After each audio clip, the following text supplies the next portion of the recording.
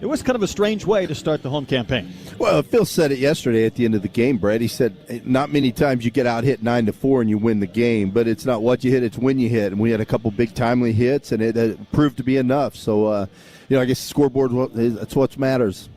And as far as pitching goes, Gackel and Gibbler comprised all 9 innings, so it's an Arkansas team with Hunter Dietz on the mound today. It has a fully fresh bullpen because they only used one hurler out of the entire pen for those 4 innings. Yeah, I love that combination of Gibbler and Gackel together, or Gackel then Gibbler. I mean, that's a really good 1-2 punch that we've got going, and I'm looking forward to seeing Dietz out there today, Brett. I think it's going to be. I know he's been chomping at the bits to get back out there after last week's outing, so I think he's going to do well against this team. I am too. We'll find out if he just kind of settled in. I know you wait 2 years and then you're starting in a big league ballpark. It creates a lot of anticipation, adrenaline. We'll see if he settles in a bit today. Yeah, I look for him to go out and do well against this team. This is an aggressive team. They swung at 21st pitches yesterday's game. So if Dietz can get that ball around the zone early in the count, I think he's going to do well. We'll talk to Dave Van Horn about Dietz in this offense. Again, we welcome you to the Built Ford Tough Dugout Show, presented by your Arkansas Ford dealers and the Ford F-150. Like the Razorbacks, this truck has a strong tradition earned with outstanding capability and smart features like a mobile generator. That's how you create a fan favorite and the official truck of Arkansas. We'll speak to the head coach, Dave Van Horn, when our pregame show continues. This is Arkansas Baseball from Learfield.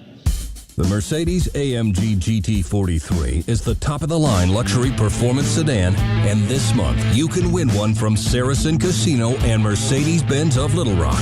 With sporty styling, classic Mercedes lines, and advanced performance, this is the car to win from Saracen Casino Resort. Play in February at Saracen Casino and qualify for the Mercedes GT drawing. Saracen Casino Resort, Vegas, Arkansas style. Gambling problem? Call 800-GAMBLER. What a matchup we've got, folks. Just nonstop action. The energy is electric and the fans are all in. An intense game like this calls for a Coca-Cola.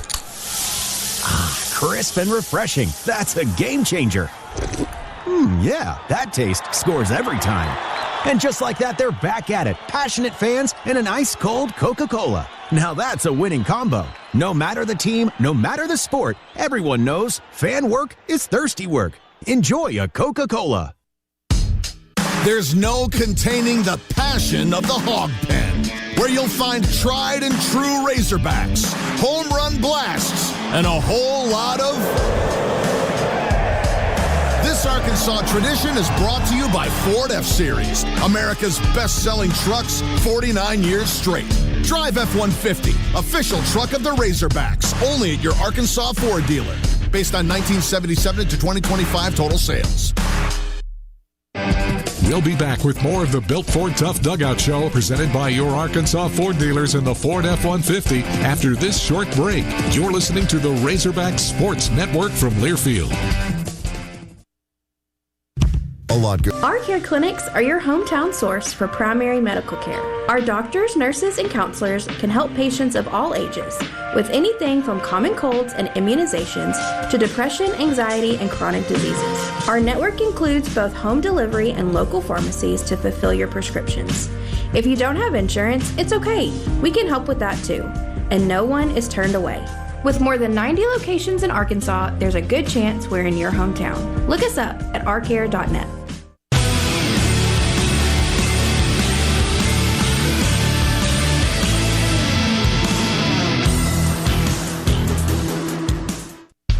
Welcome back to the Built Ford Tough Dugout Show, presented by your Arkansas Ford dealers. Test drive Ford F-150, the official truck of the Razorbacks, at a dealer near you. Time now to head inside the Hogs dugout and hear from head coach Dave Van Horn. Here's the voice of the Razorbacks, Phil Elson.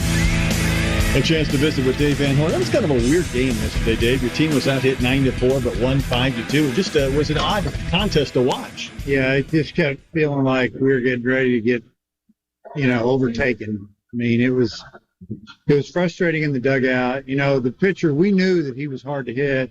Just talking with East Carolina guys, they said, hey, man, we didn't get him. And he beat him. And I don't think he got a decision, but they didn't get him. And they just talked about the carry, and it was hard to get on top of it. And he said, if you're going to beat him, you got to get this guy of the game. And we scored 3 runs in the first inning. We're feeling pretty good. But during that first inning, after we scored 3, he got it together, and he struck us out 3 times, and struck out the next 2 guys, struck out 5 in a row, and you could kind of tell we were in for a fight. And thank goodness our pitchers did a great job of, getting out of 2 or 3 jams, runners at third, less than 2 outs. They didn't score, and limited them to 2 solo home runs. We talked about that pitcher and the 12 strikeouts. I know that's a number that's too big for you, but at times maybe you tip your hat to him because he did get on a nice roll there, and sometimes that feels like it might jack you up for a few innings after that. Yeah, I mean, I said it after the game when I was asked about it. I thought he did a great job, and he's just hard to hit. And, we were fortunate that I think we worked a walk, and I think we got a hit in there. A ball at the end of the bat for a double, and then a walk, and then obviously the home run opposite field. And the wind kind of pushed that ball down. He got over the fence, and, you're thinking, we're going to get this guy out quick. And he flipped the switch and started locating big time, and he got us out. It was nice to see Nolan Suzik get a couple of doubles. I'm sure for his confidence and just the flow, that felt pretty good. Yeah, he made some adjustments. His timing was not good, so we kind of settled him down and kind of keeping his feet in the ground, so to speak. And he's strong enough to hit the ball over the scoreboard without even striding. So, doubles are good. Get on base, have a chance to, maybe steal a base. But just getting him going, we got to get a few more guys going. We'll come back with more with Coach Van Horn. This is Arkansas Baseball from Learfield. At Sonic, the All-American Smasher is at the top of the burger food chain. Get it hand-smashed and made to order with a side and medium drink for just $6. That's not just a big deal. That's a giant, massive, gargantuan, humongousaurus rex of a honkin' big deal for just $6. A deal this big shouldn't cost this little. Get the Sonic $6 All-American Smasher meal today. Tax not included. Exclusions apply. Limited time only at participating Sonic drive-ins. If you want to live free, yeah. My name is Billy Richmond, and I'm a guard for the Arkansas Razorbacks. What's it like being a Razorback? Someone who's strong-minded, mentally tough. We got the best fans here. You always got to be 100% if you want to go 100%. So I feel like if you're healthy, then you can just always give it your all. My relationship with my trainers and UAMS physicians are everything. UAMS Health, the official orthopedics and sports medicine provider for Razorback Athletics. When it comes to keeping your family safe, Summit Utilities is here to help keep your senses sharp both inside and outside your home. If you smell a bad odor like rotten eggs, leave on foot immediately. It might be a gas leak. Then call both 911 and Summit Utilities from a safe location. Outside your home, it's important to know what's below before you dig. Always call 811 to have your utility lines marked. It's free and can save you a lot more than money. Your safety is our priority. For more on gas safety, visit summitutilities.com/safety. Stay tuned. We'll have more of the Built Ford Tough Dugout Show, presented by your Arkansas Ford dealers and the Ford F-150 coming up. This is Arkansas Baseball from Learfield. Less than 2 seconds left on the clock and no timeouts, Peter. I don't know what they're going to do. Down 3 and way out of field goal range. Truly an unlucky state to be in. This state has plenty of luck. Last year, 8 Arkansans each won $1 million off a lottery ticket. State as in a state of being, not... Whoa! Touchdown Razorbacks! Did you see This is winning, folks. Every lottery ticket you buy in Arkansas helps fund college scholarships. You could be the next big winner. Call or text 1-800-522-4700 for Problem Gambling Helpline. Now over to Christine, reporting live with the weather. Well, Ted, yesterday's sunshine is now a torrential downpour. And with so many farmers harvesting, this really is a disaster. Except for Bob here. Hello. Bob, you use Sharpen herbicide from BASF as a harvest aid. Yep. With premium desiccation, suppressed regrowth, and control over late-season weeds, it's harvest time when you say it is. Sharpen herbicide works. Always read and follow label directions.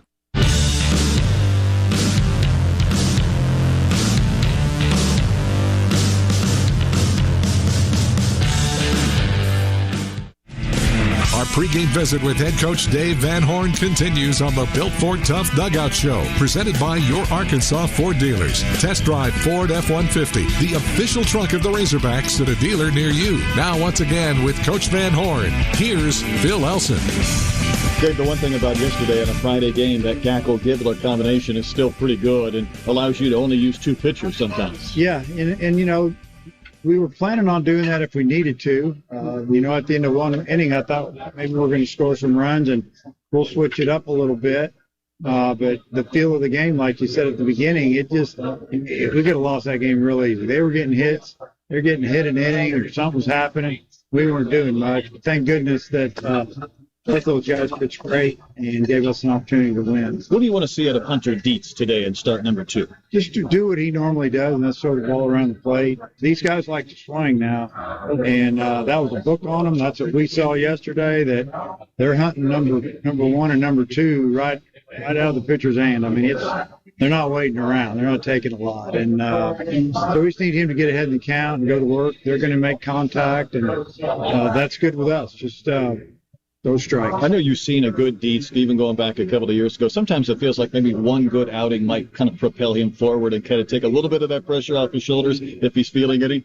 Yeah, and I think he was nervous last week, and he didn't get a couple of close calls, and that whole game was that way, for both teams. There were some balls in the zone, looking at the chart after the game, that should have been called strikes, and a couple of those pitches were crucial in the first and second inning when we got down. And, Dietz did a nice job of keeping it together out there mentally and didn't get all uptight. But, I think if he has a good outing or a few good innings, he can get on a little roll. Early in the year, when you know your starters aren't going to give you extended innings, do you start to look at a couple of pitchers that you know you want to use, or do you strictly go game situation when you get into game 2 of the series and you've got a fresh bullpen? Yeah, right now we're playing it just like it's league play. We're going to match up as best we can, and unless we have a big lead or we're down a lot, we're gonna kind of run it like we'd run it if we were playing league play. Anybody that you want to see at the back end of a bullpen, whether it's Dossett or Eves, if the situation presents itself? Yeah, I mean, either of those two guys can go at the back. I think I feel bad for Dossett last week. He got up to a rough start, throwing the ball up in the zone, walking people, had a 3-run lead, and letting it slip, and hadn't pitched in a couple of years, so we'll get him back out there hopefully today or tomorrow, and we also got 2 games just in the middle of the week, so we're going to use all our guys this week. Dave, appreciate the time. Okay, thank you. We'll come back with more of the pregame show. This is Arkansas Baseball from Learfield. Hey, Razorback fans, Phil Elson here with some fantastic news. Harps Food Stores has a game-changing mobile app called My Hometown Rewards. With this app, you can unlock incredible savings, get exclusive deals, personalized coupons, and even a digital shopping list, all at your fingertips. And as a new feature, coupon savings are now offered instantly at checkout. Whether you're stocking up for the big game or just grabbing some snacks, the My Hometown Rewards app from Harps makes it easy. It's a win-win for Razorback fans like you. Harps, hometown fresh. Life is better with community banking from First Security, where personal connections make a difference every day. Families get bankers who know their names, know their needs, and love to help. Businesses work with responsive lenders who make fast local decisions that help build success. And communities thrive with First Security because our team is rooted here too. Choose the power of personal. First Security. Bank better. fsbank.com, member FDIC. When you share the story of your summer vacation, will people lean in or tune out? When you tell them you spent one morning in a 4-story treehouse and that afternoon at the world's largest indoor Tesla coil, you'll have their attention. When you explain that you took your kids on thrill rides and a Sunset Lake cruise in the span of a few hours, they'll be hooked. And when you say you enjoyed a relaxing soak in the city's famous thermal spring water, well, then they'll just be jealous because they didn't go to Hot Springs, Arkansas. For more info, visit hotsprings.org. We'll be back with more of the Built Ford Tough Dugout Show presented by your Arkansas Ford dealers in the Ford F-150 after this short break. You're listening to the Razorback Sports Network from Learfield. If you are a fighter, Modelo is your reward. So listen close. You put up with a lot, but you always hold it down for your people. You are strong. You are fearless. You are the baddest on the block. You are an elbow grease factory, a force of nature. You are not to be reckoned with. You are a ride or die, a powerhouse of productivity. You are a fighter, and Modelo is your reward. You've earned every last drop of this rich golden lager, so raise it up high. Modelo, the mark of a fighter. Drink responsibly. Beer imported by Crown Imports, Chicago, Illinois. Quit tobacco today with Be Well Arkansas. Be Well Arkansas can help you be healthier, happier, and more active by quitting tobacco. And you can do it all with local resources at no cost to you. Call 833-283-WELL or visit BeWellArkansas.org today for free help, because it's never too late to be well.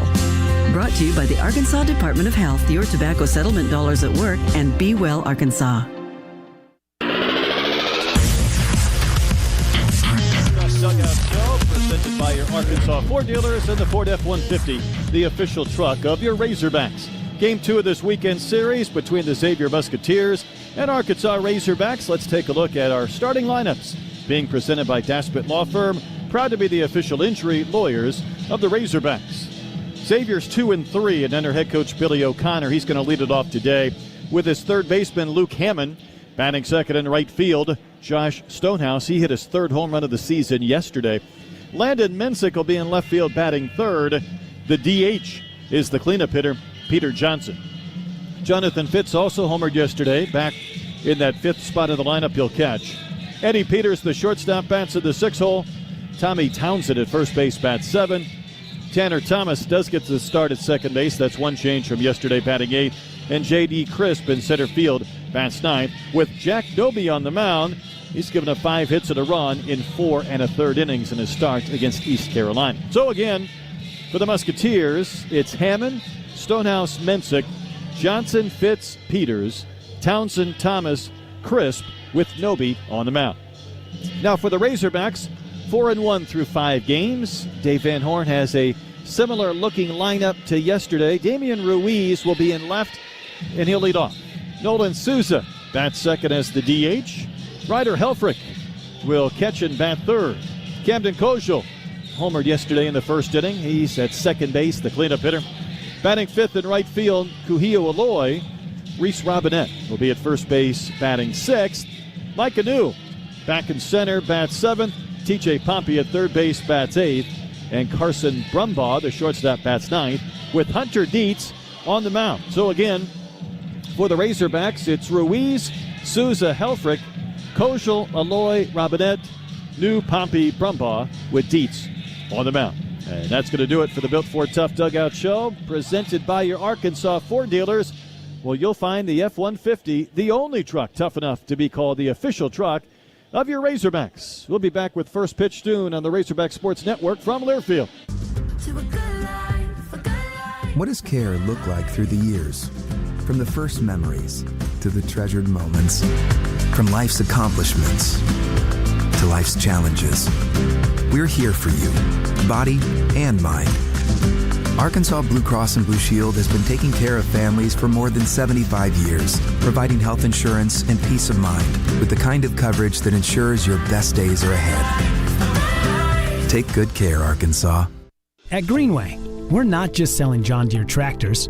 We're cultivating partnerships. There's been times where at my farm I've actually had an issue and my salesman got with a guy from service and they brought him out to my farm and they were able to resolve my issue pretty quickly. The reliability, the dependability of the equipment and Greenway, that's why I would highly recommend it to anyone in my area. Join our community of satisfied customers and experience the Greenway difference. Head to your local Greenway dealership today or visit us at gogreenway.com. The electric cooperatives got its start lighting Arkansas, and we continue to meet that demand with every resource we can deliver. We're powering your life where you live every single day through one of 17 local cooperatives, each unique, always united, and in your community.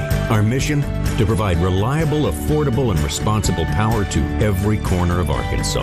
It's the local hometown cooperative way, because we're better connected together.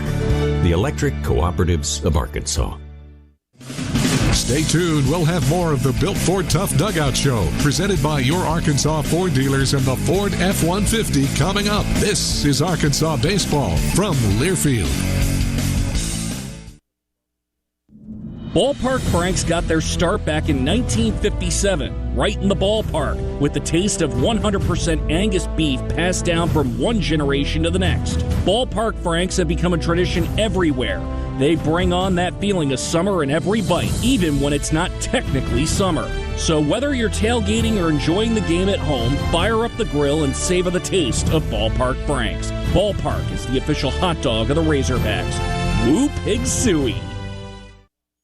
The 12th game of the SEC football tradition known as the Battle Line rivalry between your Arkansas Razorbacks and the Mizzou Tigers is complete.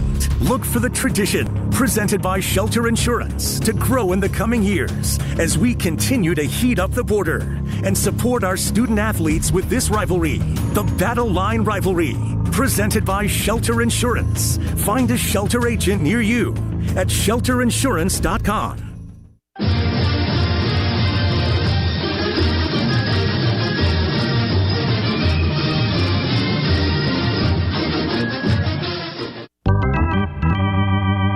It's out of here! A grand slam! He struck him out swinging. A new school record, 18.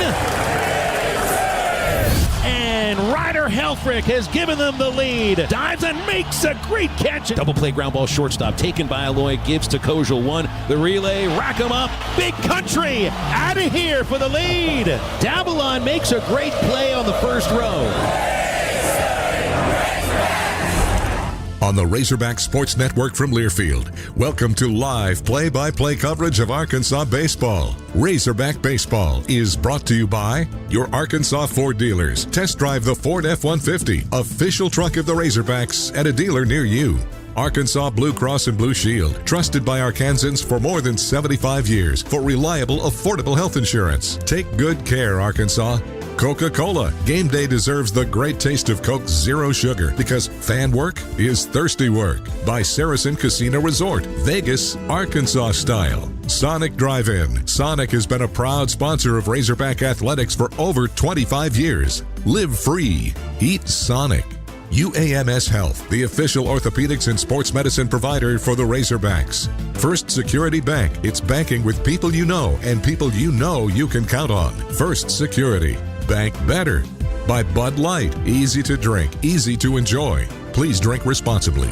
Bath Makeover of Arkansas. Locally owned, American made, and proud to be an official sponsor of the Razorbacks. Summit Utilities, bringing natural gas to Razorback fans across Arkansas. Go Hogs! Shelter Insurance. For award-winning service, find an agent near you at shelterinsurance.com. Harps Quality Foods. Hometown fresh. It's that simple at Harps. By Ballpark, the official hot dog of the Razorbacks. And by Visit Hot Springs. Time for a road trip to Hot Springs, Arkansas. Learn more at hotsprings.org. Now back to the stadium. Here again, the voice of Razorback baseball, Phil Elson.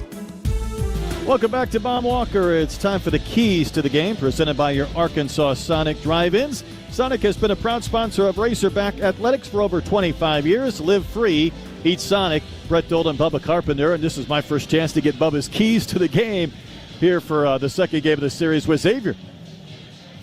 They're priceless. I Brett. can't wait. They're priceless, buddy. Hey, basically two keys. We're seeing a righty today, a whole lot like the guy we saw yesterday. He's got a little carry on his fastball. Fastball slider change guy, will change speeds. He's got a pretty good changeup with a little bit of depth. But I honestly think that the key is Hunter Dietz, Brett. I think the key for him, we're facing a team that's really aggressive. Like I said earlier, they swung 20 first pitch fastballs yesterday, or 20 first pitches. So I think it's important for Dietz to be around the zone early. I think if he's got that high fastball going, they will chase the high fastball. So if he's got that carry fastball at the top of the zone, I think it's going to be a good day for Hunter. It's going to be fun to watch him pitch. I know he wants to get back on track, and obviously Baum Walker's still a big stage, but it's not quite as chaotic as Globe Life. Yeah, I expect him to go out. I know he's died all week just to get back on the bump again. He wasn't horrible last week, but he wasn't himself, so I know he's looking forward to getting out there today. It's going to be a good day for him. There's your keys to the game, brought to you by Sonic, and that'll do it for the Built Ford Tough Dugout Show, presented by your Arkansas Ford dealers and the Ford F-150. Bubba and I'll be back and get ready for first pitch between Xavier and Arkansas. This is Arkansas baseball from Learfield.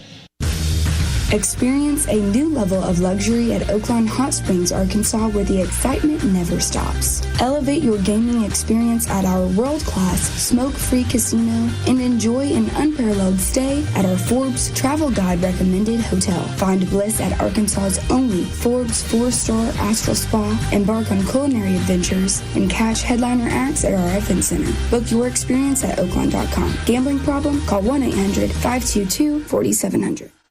Attention Arkansas homeowners, does your bathroom need a makeover? Bath Makeover of Arkansas offers bathtubs, walk-in showers, and walk-in bathtubs. Bath Makeover of Arkansas is an official sponsor of Razorback Athletics. Arkansas homeowners trust Bath Makeover of Arkansas with their bathroom project. Call 1-800-NEW-BATH to schedule your free design consultation backed with a price lock guarantee. That's 1-800-NEW-BATH, 1-800-NEWBATH.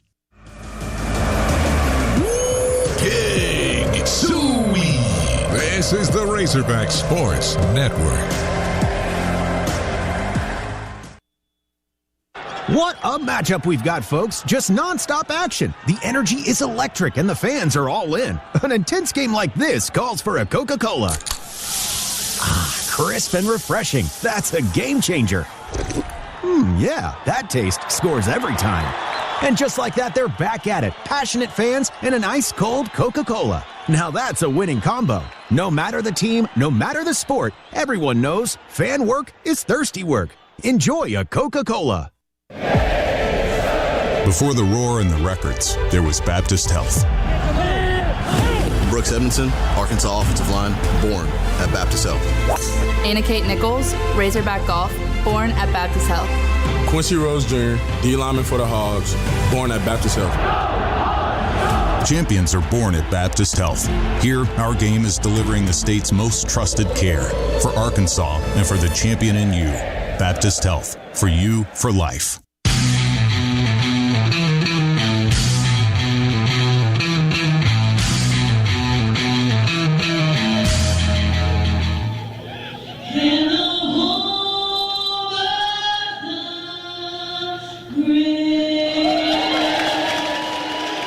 Beautiful day for baseball here at Baum-Walker. Temperatures in the upper 40s. We've got some sunshine and some breeze, of course, because it is Baum-Walker Stadium. For Game 2 of this series, and what a busy weekend. Men's basketball takes place at 3 o'clock today. Yesterday, Bubba, I think there was a track meet. Softball played 2 games, one of which they had a no-hitter.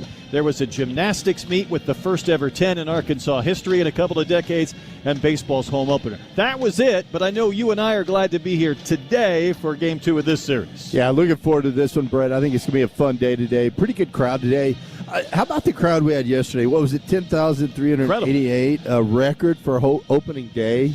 That's incredible. I mean, it was a little bit cold out. When I went out on the field later for the player interview, when I got talked to Souza, it was cold out on the field. That wind was cool. It did not feel quite as nice as Globe Life the weekend before. But here we are, ready to go. And Xavier 2-3 on this young season. Remember, they won a series at East Carolina, a very good team, and then lost a slugfest midweek at Louisville. And yesterday fell 5-2. And their head coach Billy O'Connor, after the game, said that's why we play Arkansas. If we were playing a lesser team, maybe we would have won that game. We wouldn't have grown. We wouldn't have learned. I think he'd like to grow and learn and win today, but they fought Arkansas for 9 innings, to say the least. Yeah, they really did. And like we said earlier, they out-hit us 9-4. They did have some big opportunities, though. Their runners in scoring position, a couple big hits, and that could have been a totally different ball game. But tip your hat to our pitchers, Gabe Gackel, Cole Gibbler. They both, when they needed to dial up a big pitch, Brett, they did it, and that's what your big time guys do. Deet's about ready to finish up his warm-up tosses defensively for the Hogs, and their outfield left to right, all new from a year ago. It's Ruiz, New, and Aloy. Third to first around the diamond, Pompey, Brumbaugh, Kojal, and Robinette, with Helfrich behind the plate, and Luke Hammond heads towards the batter's box. The third baseman hitting at a 208 clip with a couple of runs batted in. He had 2 of the 9 hits yesterday for the Musketeers. Xavier out of the Big East. They have played a gauntlet of a schedule already and will continue to over the remainder of this campaign, as their head coach Billy O'Connor not afraid to schedule up, and he knew coming into this weekend that it would have a different feel even than last weekend. He said, we dipped our toe in the water at East Carolina. We're jumping into the pool this weekend, and we're off and rolling as Dietz's pitch is found backing out of play to the right. First pitch at 95, so maybe a little bit of a juice coming out of that left arm for Dietz.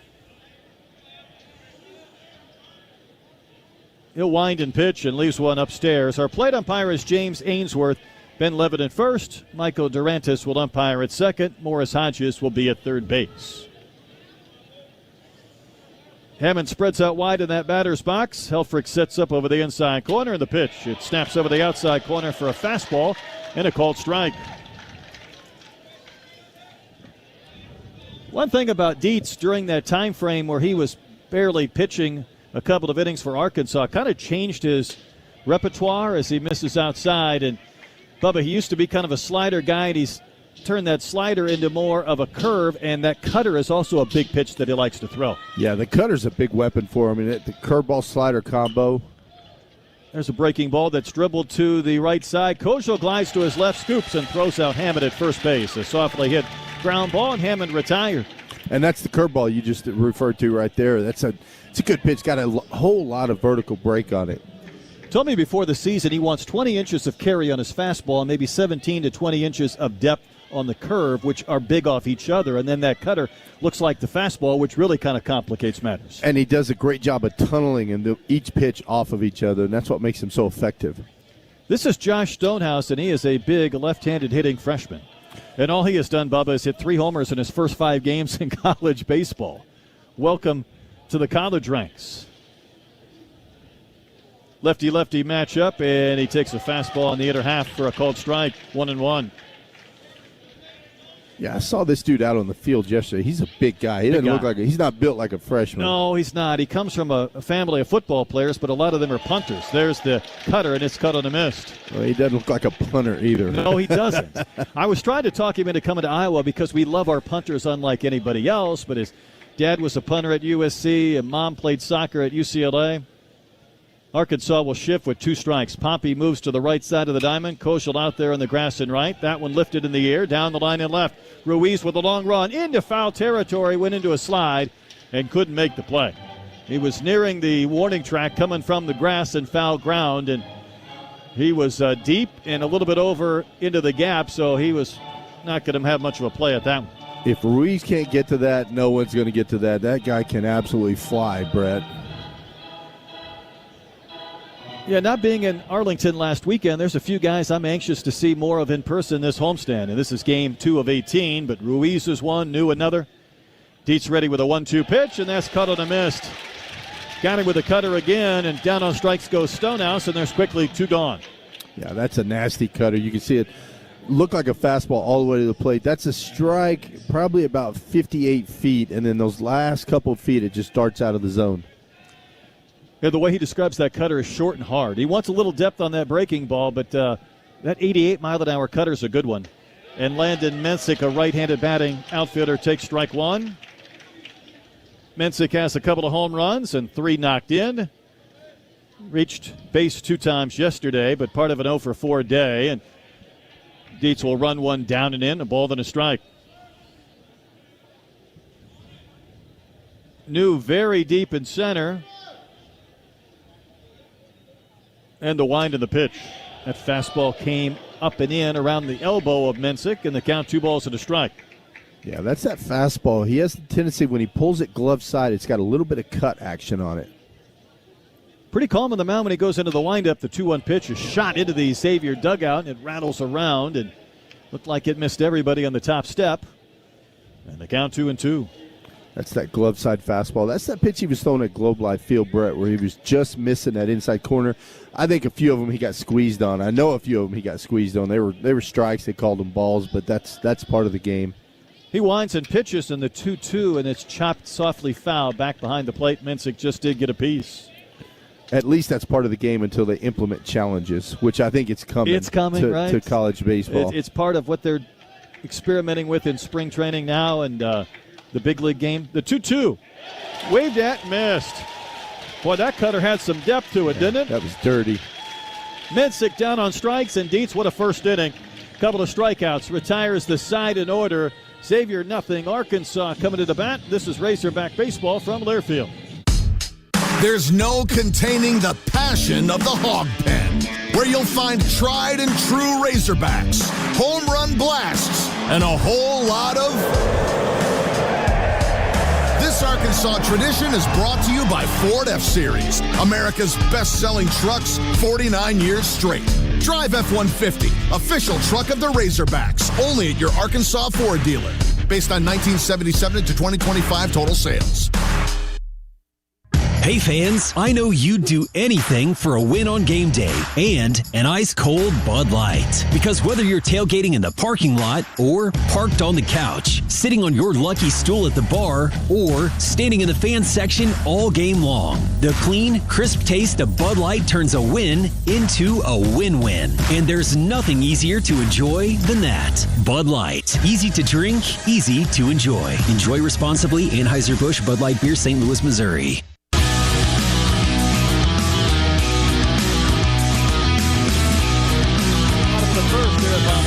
Arkansas coming at a bat against Jack Doby. Hey, be sure to go by and eat at the legendary Catfish Hole restaurants in Alma and Fayetteville. The Catfish Hole serves the highest quality farm-raised catfish, hand-breaded chicken tenders, and the best hush puppies anywhere. Now serving beer and wine in Fayetteville. Arkansas sends up Ruiz, Souza, and Helfrich in the bottom of the first against Jack Doby. 4 1/3 innings against East Carolina last Saturday, first game of a doubleheader. 5 hits and a run, only 1 walk, couple of strikeouts. And Noby is a sophomore a year ago. Made 1 start, 20 appearances. His ERA more than 5.5. But Bubba, he did get 45 innings of work. And it's an interesting mix on this team between some of the grad transfers they have and some of the players that have been in the program. But I know they're hoping that Noby can be a key part of this weekend rotation. You know what? He pitches a lot like Peach did yesterday. You know, the difference is he's got a little bit more depth on his changeup. So that's a pitch that he's going to try to get some chase on, and he will throw it righty-righty, which is crazy to me to think that a lot of guys don't like throwing righty-righty changeups. It's amazing because if it's a good pitch, it's a good pitch. It doesn't matter if you're throwing to a righty or a lefty. I'm with you. They say he will throw it righty-righty, and it's a real effective pitch. He's got a little bit of carry on his fastball as well. Davian Ruiz will lead off.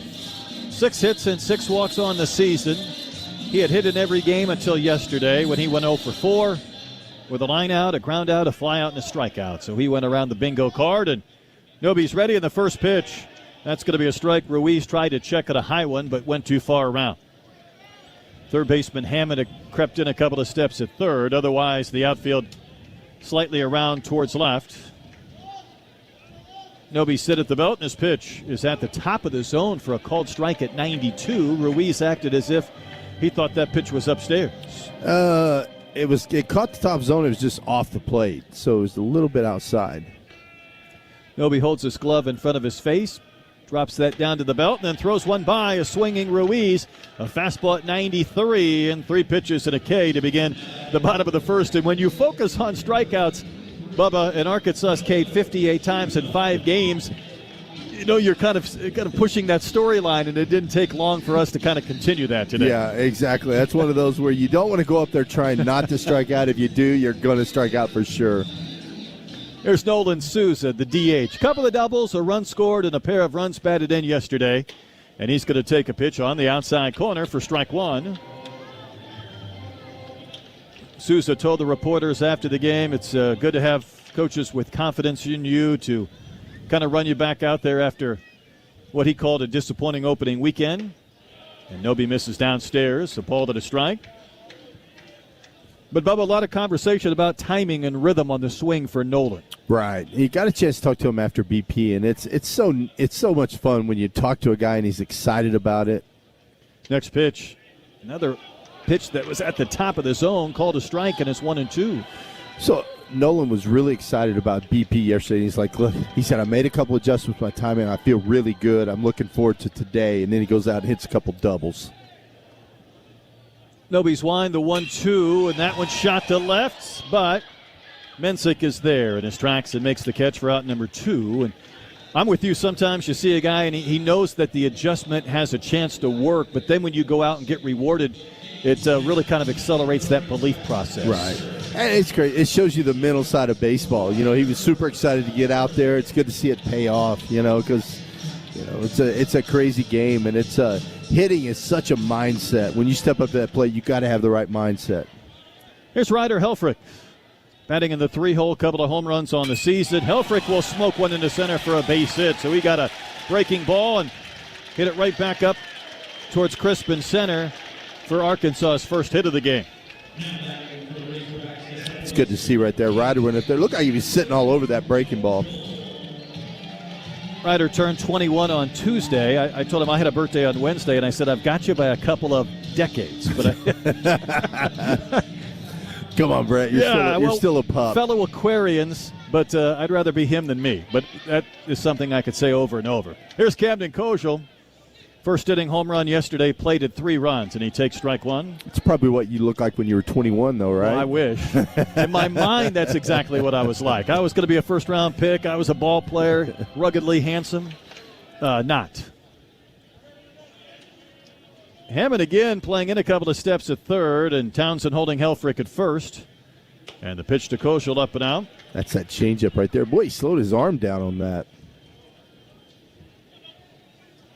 You know, Helfrich tried to steal yesterday, and he was thrown out late in the game in the 8th inning. Noby comes set. Long pause before the pitch to Kozel, and he runs that fastball down and in, 2-1. You know, that pitch he's got thrown out on, Chronister's on the mound, a big 6'8 lefty. You would think he'd be an easy guy to steal him, but he did a little bit of a modified slide step on that. And as a base runner, you kind of need to see that and shut it down. When you see slide step, you can't Stop. go. Noby pretty deliberate before he pitches to Kozel, and that one lifted high in the air to right center field. Crisp is back, nearing the wall, ready to leap. It's going to go. Goodbye. Another first-inning home run from Kozel. This time a 2-run shot to right center, and Arkansas strikes first. Elevate and celebrate for Kozel. That thing was in the air a long time before it dropped on the other side of the fence. Well, when the wind's blowing out like that, you can hit it at an exit angle of 34.98, and it's going to go a long way. It got up in that jet stream and just kept going. He did hit it 106 off the bat, though. It's good to see him get to that fastball. We've been late on that fastball in the inside corner, and he didn't miss that one. Yesterday it was 107 off the bat, 378. A little further carry today, and a good start for the Hogs. And here's Kahio Waloy, who takes another pitch, what felt like right at that belt or the top of the zone for a called strike from Noby. Tell you what, Noby's working right at that belt, maybe just a little bit more to these Arkansas hitters. It's good to see Kahio back in the lineup after a hamstring tweak. Scared him a little bit at Globe Life, and that pitch is downstairs. But a single, a walk, and a strikeout yesterday, and no problems in the outfield. Outdoor baseball in right field, a little bit different than indoor baseball at Globe Life. Noby ready with the 1-1. Big swing and a foul ball to our right and over the backstop and out of play. Brett, we call that an angry swing from Kahio. Aren't they all? I think every swing he takes is an angry swing. But you love it, right? Don't get cheated. 1 ball, 2 strikes. 3 infielders on the left side of the diamond. Pitch is buried in the dirt and smothered by Fitz.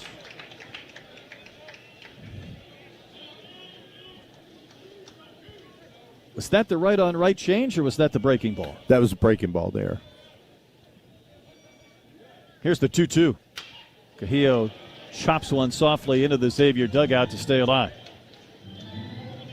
You know, it's good to see. It's good to see Kozel go up there. You know, we'd been late on that fastball at the top of the zone, and boy, he wasn't late. He got that barrel out there. That's the advantage to hitting in the 4-hole right there, watching the guys in front of you.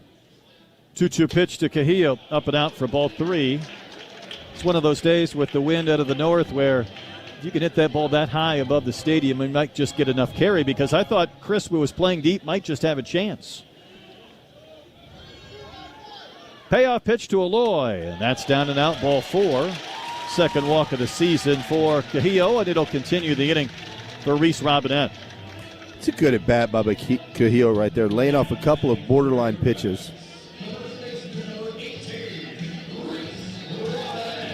Robinette 5 for 18 with a couple of runs batted in. Yesterday 0 for 3 with a couple of strikeouts. If I was Reese, I would cheat on that upper part of the plate right here.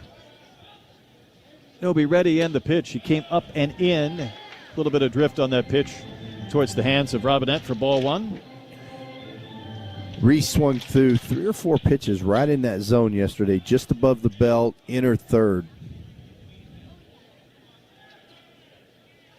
Holds those hands high, waits on the 1-0, and that pitch A little bit low, maybe outside, 2-0, and that'll prompt a visit from Fitz. And what goes through your mind when you had a couple of hittable pitches that maybe you swing through after a day and you got to go put head to pillow after that contest? It makes for a long night, Brett. I'm not going to lie to you. I was a little bit on the psycho side. I would think about that pitch all night. I'd be like, man, how did I miss that? Because it's one thing if you're getting good breaking balls and you know that you're probably not going to put them in play and you just chased. It's another to swing through them. Yeah, he swung through a couple that were pretty good pitches to hit. If I were him, I would cheat right here. 2-0 count and try to play pepper with that Hunt center.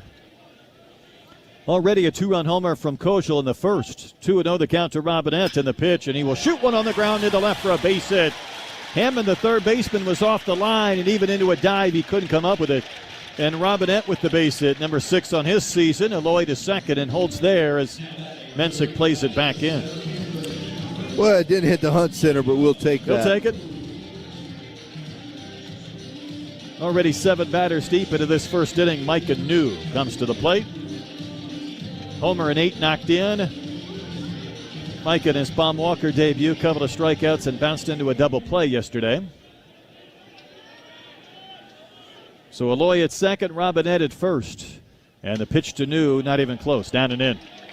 That was the first pitch changeup right there. That velocity, though, is pretty similar, right, between the changeup and the breaking ball? Yes.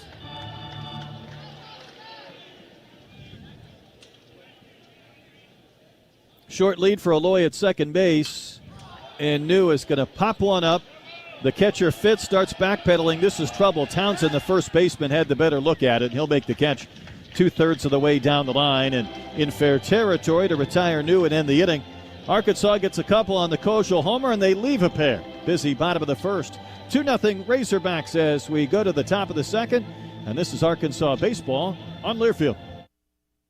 I am Renata Jenkins Bowler, the third-generation owner of Roller Funeral Homes. My family's story is not merely one of success, but one of heartfelt connections built through generations. My grandparents' legacy has stood the test of time. For 24 consecutive remarkable years, Arkansans have spoken, and your choice for the best of the best is Roller Funeral Homes. It's truly humbling. Roller Funeral Homes, where compassion meets excellence, with all our respect.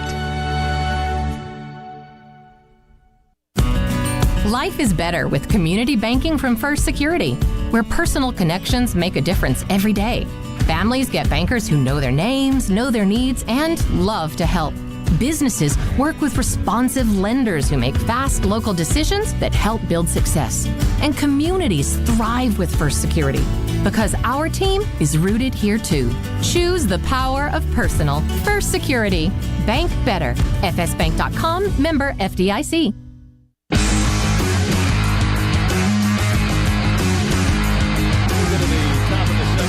Xavier and the Razorbacks. Edward Jones is a proud sponsor of Razorback Athletics and this Razorback Sports Network broadcast.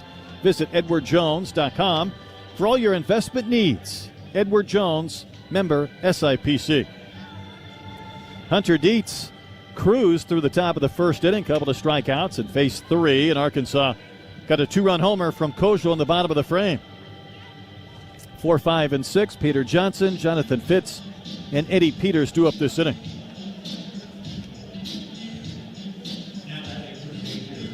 Johnson 7 for 21 on the season, had a double yesterday against Gackle. Started at Bradley, went to JUCO baseball, then to Liberty, missed the whole year, so this is 4th stop. One of 8 grad seniors on this Xavier team, and first pitch from Dietz is outside for a ball. Terrible snow all winter or all January in Cincinnati, so this Xavier team had to fundraise and get some money privately as Dietz misses high to go down to IMG Academy in Florida for a few days in advance of their opening series at East Carolina. Then the preseason player of the year gets hit by a pitch in the helmet with a concussion. He's still out. And the 2-0 is at the top of the zone again for one of those high strikes, and it's 2-1. But Xavier has their top 3 hitters, or what would be their top 3 hitters in their lineup, injured. And while their coach feels like they've got some depth, it has been tested. And the 2-1, and that was such a big swing from the left-handed batter Johnson. He took a knee in the batter's box. That's that carry fastball top of the zone, 94, and you're not going to catch up to that. That was Beltray-type swings. The 2-2 waved at, missed, and that cutter has had some filthy movement away from these lefties and into the righties, and that is a Another strikeout, 3 straight for Hunter Dietz. And it brings up the catcher, Jonathan Fitz, who homered against Gibbler in the 8th inning yesterday. 2 of the 9 hits for the Musketeers were solo home runs. Dietz ready on the next pitch, and he just pumped one right down the chute at 95 for a called strike. Bert, what you think of the pink bat? It's taken me a while to kind of get used to it, and I'm not sure I've gotten to that point yet. There's the breaking ball, and it's down for a ball. You? Well, I'm not going to say I wouldn't swing one, but if I swung it, it better hit really hard. Next pitch, and that is a wave and a miss from Fitz. Boy, he got locked up on that cutter, and that swing did not look comfortable. No, that's when it's time to change your bats there. That's the bat's fault. I don't even call that a sword. That pink bat and every other bat's not going to like that cutter, the 1-2 pitch. And that fastball at 96 backed him off the plate. Missed inside.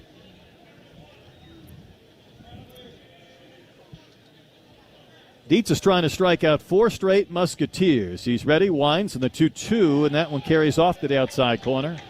Missed with back-to-back fastballs in and then out. That's what's crazy about it. He's able to cut that fastball in, but he can actually run it away from you as well. That had a lot of horizontal break on it. I had a chance to sit down with Dietz about a month ago and really kind of enjoy the conversation, getting to know him as he delivers a 3-2, and that is poked down the first base line. One bounce propels off the end of the glove of Robinette and rolls into foul territory, and Fitz will have the base hit. Reese awfully close to coming up with that ball in one hard bounce, diving near the chalk, but couldn't secure it. It's a good job of Fitz, though. Sometimes you got to tip your hat. That was a good fastball top of the zone and pulled his hands inside. It didn't hit it hard, but just enough. First base hit, first base runner for Xavier, and Eddie Peters, the shortstop, heads to the plate. Was on base 3 times yesterday, a couple of base hits, and that's not a comfortable swing at that cutter again. Almost kind of cutting off that swing when they have been had with that pitch.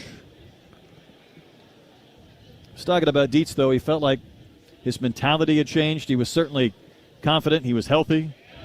And he runs one over the inside corner for a called strike. And sometimes, Bubba, when you miss a couple of years, you're trying to take something from what could be lost seasons. And for him, chasing his repertoire a bit and really kind of think maybe preparing and focusing for this year gave him a chance to kind of settle in. The 2-strike pitch, did he offer? Yes, he did. Eddie Peters apparently swung. No appeal needed. Our plate umpire, James Ainsworth, rings him up. And that's strikeout number 4. That's impressive right there. That ball's not only cutting, it's got a ton of depth to it as well. Felt like if I'm a hitter, I want an appeal on this. Oh, he went. He did. There was one of those calls yesterday where I felt like it was borderline, and it was the plate umpire rigging up the hitter. And Tommy Townsend, the left-handed batter, takes one outside. Yeah, if I'm the hitter, I always want the appeal. Especially when there's a 4-man crew. Again, it's not like a 2-man umpiring situation in high school. You just want to keep those guys involved. There's a wave and a miss again, and a fastball that came over the inside edge, maybe a little bit too far into Townsend. So 14, almost 15 inches of horizontal run on that fastball in. Is 1-1 pitch. Cut on a miss. Cutter again.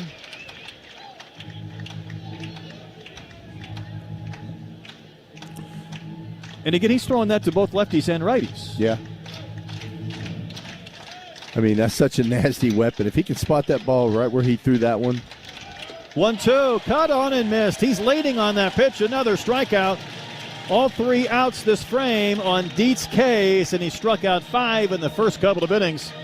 Musketeers did get a hit, and they leave a man, but this has been fun to watch so far for Dietz.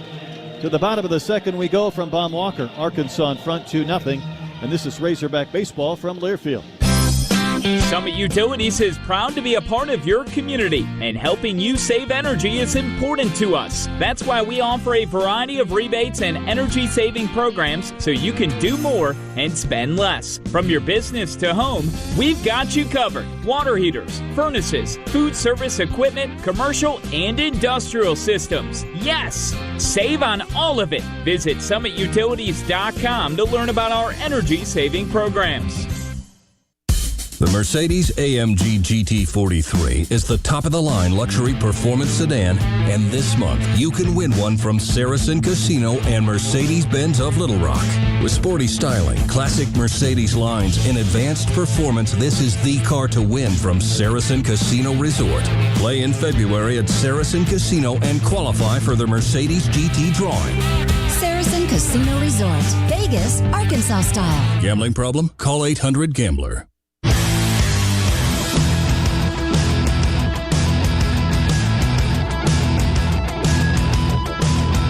Arkansas 2, Xavier nothing as the Hogs bat in the bottom of the second. TJ Pompey, Carson Brumbaugh, and Damian Ruiz, 8-9-1. And Bubba, I don't want to get too far down the road, but those are two really fun innings for Hunter Dietz. Yes, I love it. I'll tell you what, just his ability to mix the cutter. He's getting them out on the cutter, but he's showing them other pitches early in the count. And right now they just don't have an answer for it. Here's TJ Pompey, Arkansas's third baseman, the Texas Tech transfer. A couple of strikeouts yesterday, but he was hit by a pitch and scored a run. Got to play in front of his friends and family this past weekend at Globe Life. The Coppell, Texas native in the Dallas area. And the pitch from Noby's a strike over the outside corner. Pompey played high school baseball with Hudson Polk, though, so he has known Polk for several years in that Wayback Machine. Played here as a freshman a couple of seasons ago, and the 0-1 pitch spins on the outside corner for a strike again.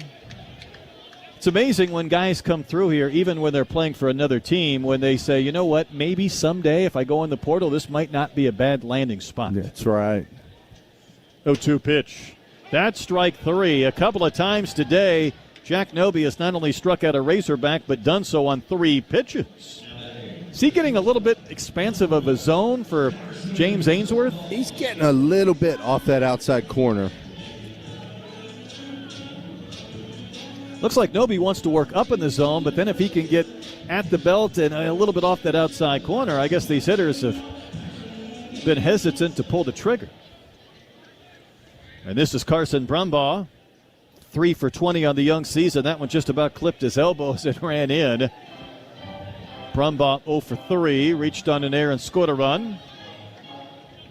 His parents were here yesterday. I think today he's got a brother that's a fifth-year senior at Oklahoma, so I think they're going back to Norman tomorrow. And that one's a strike, snaps on the outside corner.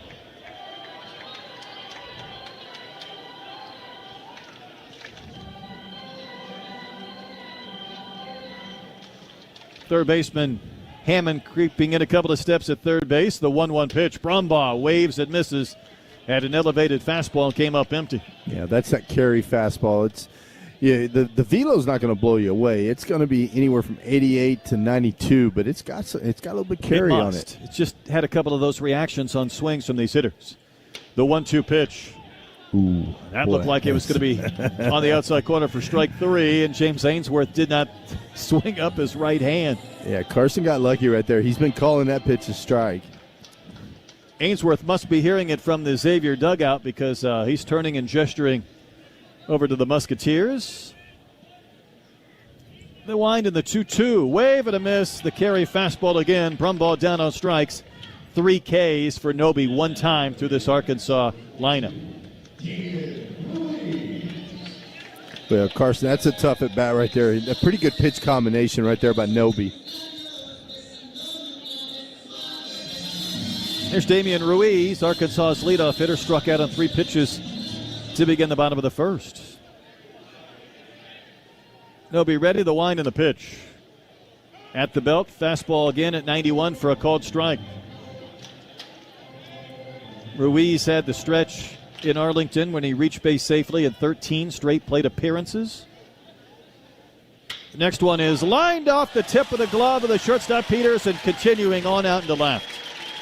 Ruiz had a rocket to left yesterday. This looked like it was going to potentially be caught by Peters, who had a rough defensive game, and I'm not sure if that ball just hit off the very top of his glove or one that he should have been able to make the catch on, but regardless, it still had some steam as it continued into left field.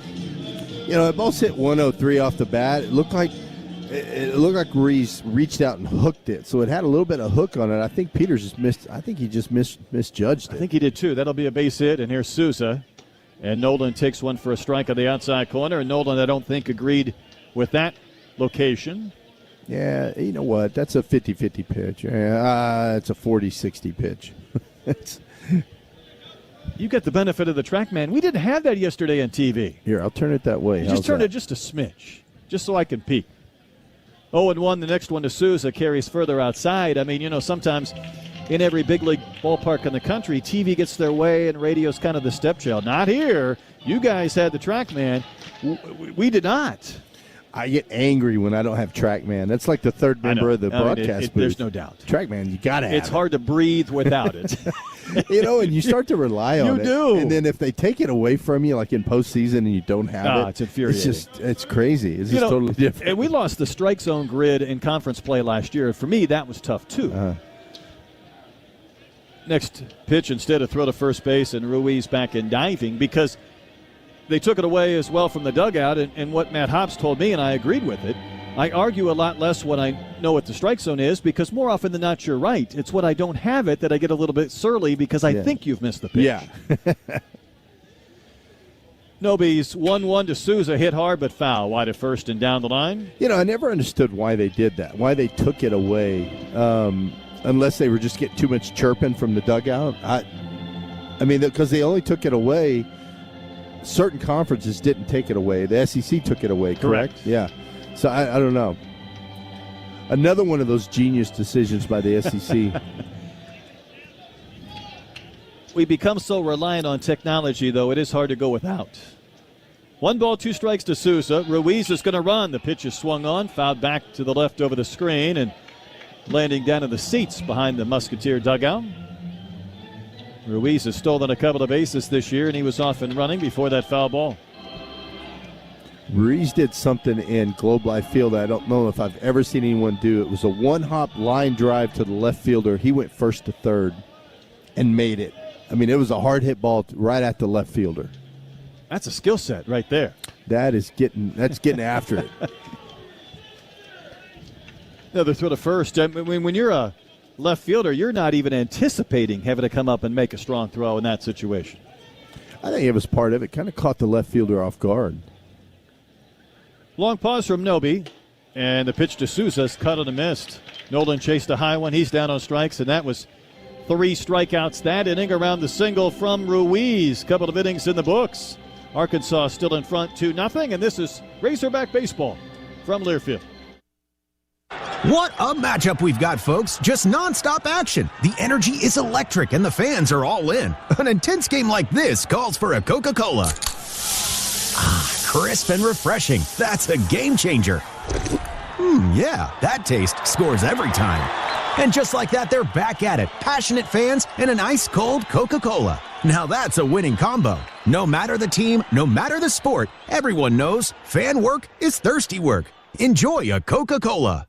Go-Go Squeeze is super excited to be on the field with University of Arkansas athletes. With a variety of deliciously fruity flavors, there's something for the whole Razorback family to enjoy. Go-Go Squeeze offers delicious fruit blend pouches that are gluten-free and nut-free. For active people, Go-Go Squeeze Active Fruit Blend with electrolytes can help replenish some of the essential minerals lost during exercise. Check out our whole line of pantry-friendly fruit and dairy products at most major retailers and online. So grab a Go-Go Squeeze and let's cheer on our Razorbacks together. Go Hogs!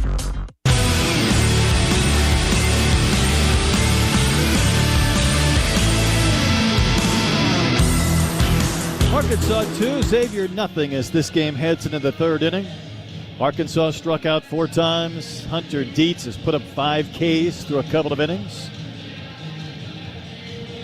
Right now, James Ainsworth, our plate umpire, and these pitchers are acting like they want to go to Bud Walton Arena and catch most of that 3 o'clock basketball game. they want to accelerate this a little bit.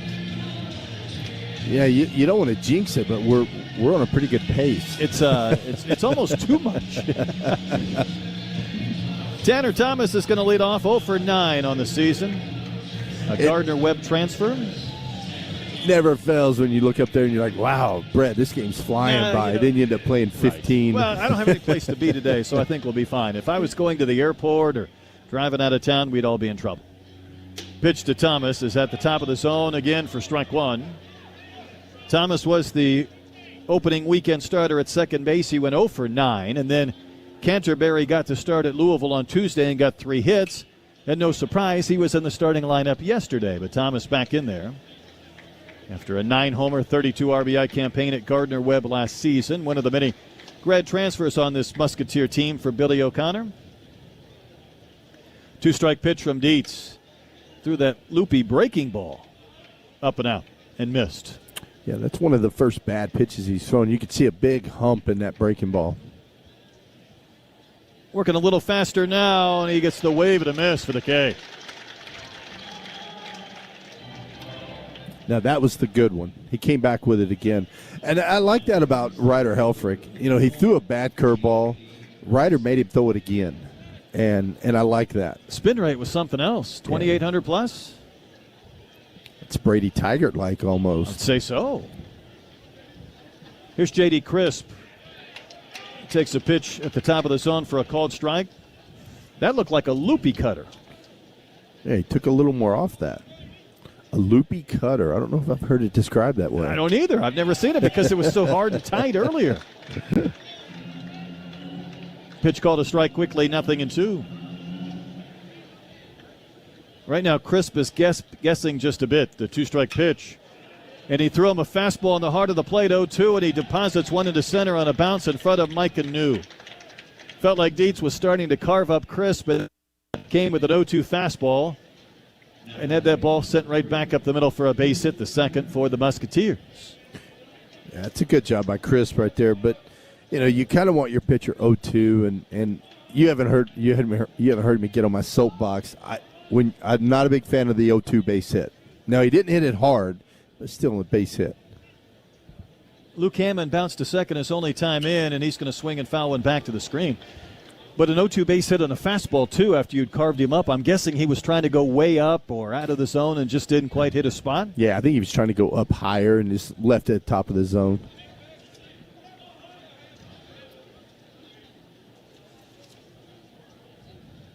So 1 on, 1 out here in the third inning. Arkansas in front 2-0. And Hammond had quite a swing just to get bat to ball and softly foul one over near his dugout. And I think that's the thing. When you've got that cutter in your tool belt, you kind of want to use it in that situation instead of going back to the fastball. But who knows? If it would have worked, it would have been a great call. No doubt. We'd be singing his praises, I'm sure. From the stretch, the 2-strike pitch, and that one's outside to Hammond, who started at Arizona State but has been with Xavier for 4 years and has been kind of a self-made player. Last year had a hamate bone situation. When he came back, his first opponents were Vandy and LSU and Tennessee, and then he had a hammy, and it was kind of a weird campaign, so he's hoping for a little more of a normal season this year for the Musketeers, and he fouls another one away towards the Xavier dugout. We've seen enough hamate bones around baseball, haven't we, in the first week of spring training and college baseball? Yeah, what's going on with that this year? Flip to first, and you always wonder. You always wonder when you have an injury that pops up that you haven't seen a whole lot of. Is there something in the training that we're doing that's a little bit different? Is it just the repetition of more swings now that we have more technology and stuff? I don't know. 1-2 pitch, a high fastball, and Hammond got a piece of it and fouled it back. Yeah, it seems like the hamate bone for hitters is what the elbow has been for pitchers. And I know this year part of the story for college baseball was giving them a longer runway of practices, and it felt like that was long overdue because Arkansas lost some big-time arms in January in recent seasons. Yes. And Matt Hobbs will tell you, as Chris draws another throw at first base, you know, the big leagues, spring training feels like it's forever. At times, college baseball, that lead-up felt like it was way, way too short. I think it was way too short. Now, was that causing injuries? I mean, you'll never really know. Pitch drills Hammond. He was trying to spin out of the way of an inside fastball and wore that one. He had some of the protective gear on, and hopefully for him it got him there. So Dietz had the strikeout to begin the frame. He had Crisp down 0-2 before the single, and he worked ahead of Hammond before the hit by pitch. First time the Musketeers have had a runner in scoring position today. I would just think, though, if you're trying to fire it up and you're trying to be in a position where you're comfortable with your velo and your mechanics, you're going to push it a little bit if you're a pitcher. In a couple of those scrimmages when it's 35 degrees outside or whatever it is. Stonehouse, the powerful left-handed batter, hits one a mile foul up on top of the building down the line and right. Now, that was a hanging cutter right there. That ball stayed right at the top of the zone.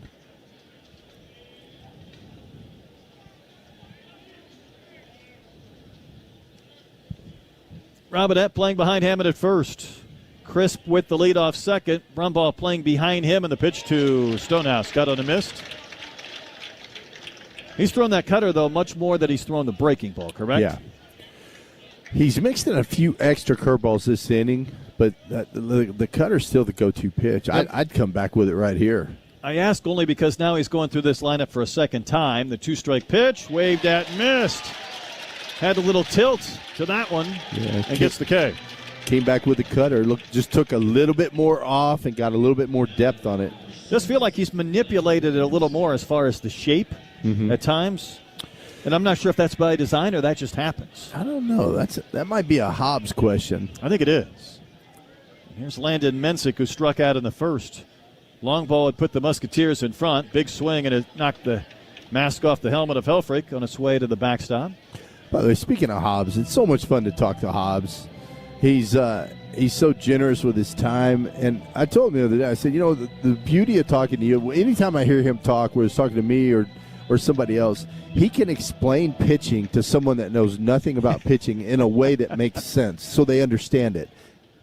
0-1 pitch is down in the dirt. I mean, you see a lot of these guys, a lot of these YouTube guys, they try to use these big fancy words and try to wow you with their vocabulary.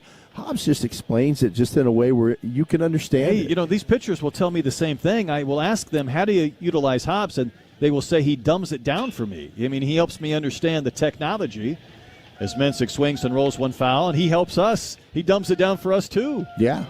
I mean, he's so much fun to talk to. Coyle told me over break, he called him up and said, hey, I was watching some of your pitches from your freshman year. Here's the 1-2 to Mensick at his high, and I'm like, bro, that was several seasons ago. I mean, take a couple of days off between Christmas and New Year. 2-0 Arkansas in the third. Really the lone problems that Dietz has worked himself into so far. A couple of runners on base. Mensick shoots one out to right field, dropping in front of Aloy. He has a chance to throw a runner out at the plate, but he yanked the throw and it's wide, and it goes to the backstop. Dietz will pick it up, and Mensick will go to second. The Musketeers are on the board. It's a 2-1 game with runners at second and third base. So Mensick with the base hit and RBI. I felt like Cahillo had a chance to throw out Crisp at the plate, but my goodness, he spiked that throw, and then it got by Helfrich. Yeah, as a right fielder, that's a right fielder's dream right there. That's a one-hop blooper right to you. A chance to get a little momentum behind the throw, and he just kind of pulled it up the first base line. Yeah, I mean, that was chest high, and we saw yesterday a couple of times he had some pretty good throws in, but this was nowhere near the mark. So it will be a base hit, an RBI, and an E9. Now a base hit from Peter Johnson would put the Musketeers in front for the first time today or in this series.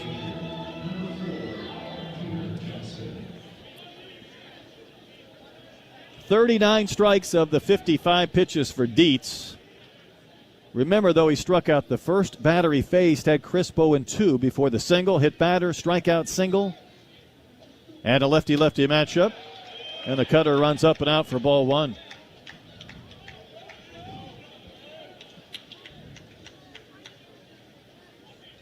Outfield and in way against Johnson. Dietz ready at the next pitch. Spikes it into the dirt, scoop by Helfrich.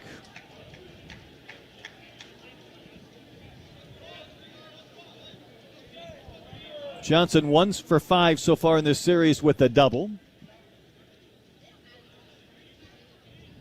Helfrich sets up over the outside corner. The pitch is in there for a strike. I was kind of curious to see what he'd go with right there, 2-0. That's 3 cutters in a row.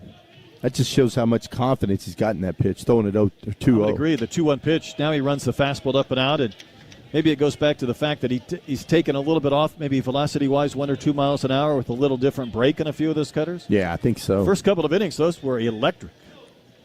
He's behind Johnson, 3-1. The pitch is lined on a bounce. Kojal backs up, and it kicks off his glove. This is going to score a pair. The Musketeers have taken the lead. Kojal couldn't handle the one-hop smash, and once it rolled away, there was no doubt Mensick was also going to score. And now it's 3-2, Xavier in front. Well, you don't see Kojal do that a whole lot. Good infielders create their own hop. Right there, he kind of got locked up. He didn't know whether to come get it or drop step and get that big hop. He kind of got caught in between, and that one just kind of ate him up. Sure did. So instead of this inning being over, this is Jonathan Fitz, and he takes a fastball for a ball. So the error on Kojal continues this inning, and now it's 3-2 Musketeers. And that pitch count is up over 60 now for Dietz. And the next pitch, down in the dirt, smothered by Helfrich, 2-0.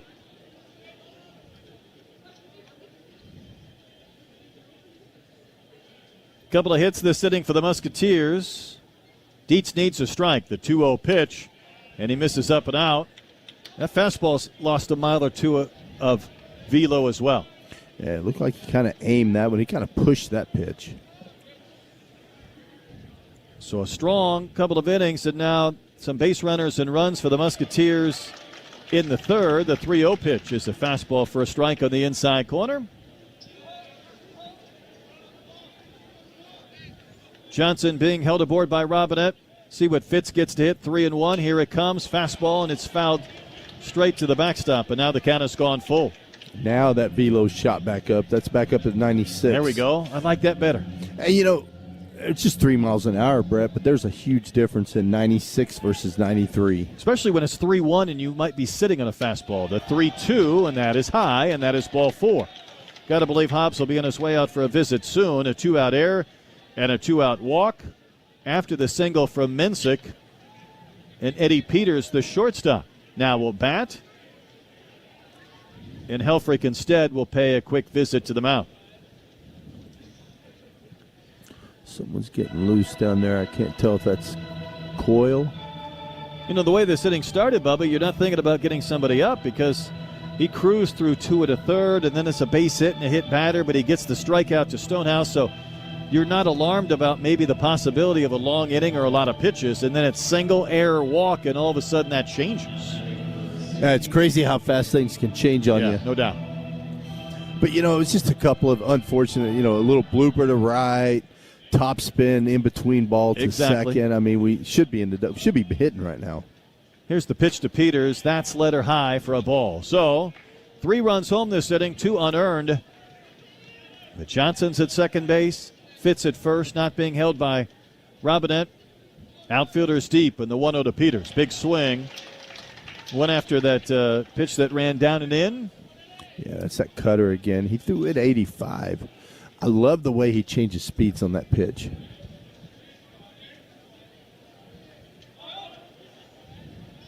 '69th pitch is a strike over the outside corner.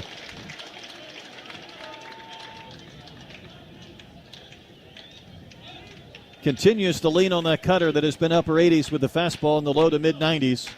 1-2 the count. What does he throw here? And he misses up and out. Yeah, he tried to go cutter and left that ball arm side. We have not seen many curveballs, though, in the last 20, 30 pitches. 2 on, 2 out, 2 balls, 2 strikes, and the pitch. Swinging a foul tip off Helfrich, and Eddie Peters stays alive.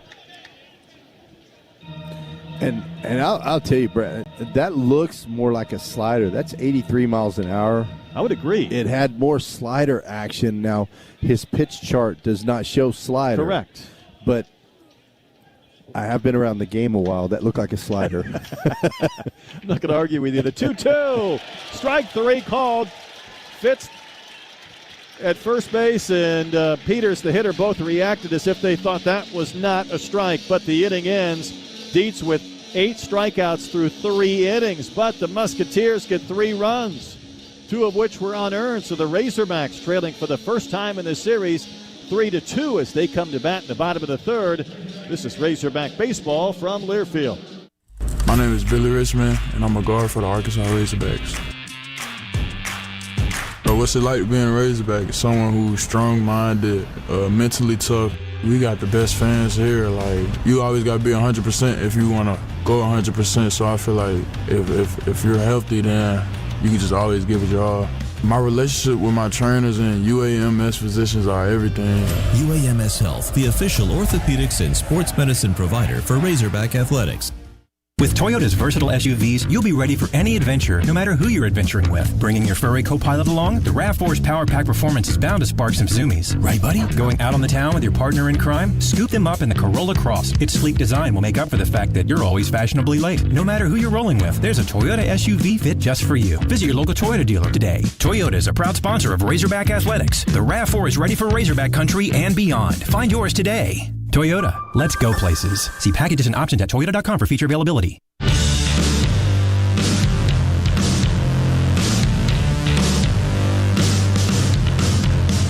Bottom of the third we go. Arkansas now trailing Xavier 3-2. Hogs will send up Helfrich, Koschel, and Kahio Eloy. But first, let's pause 10 seconds for station identification. This is Arkansas baseball from Learfield.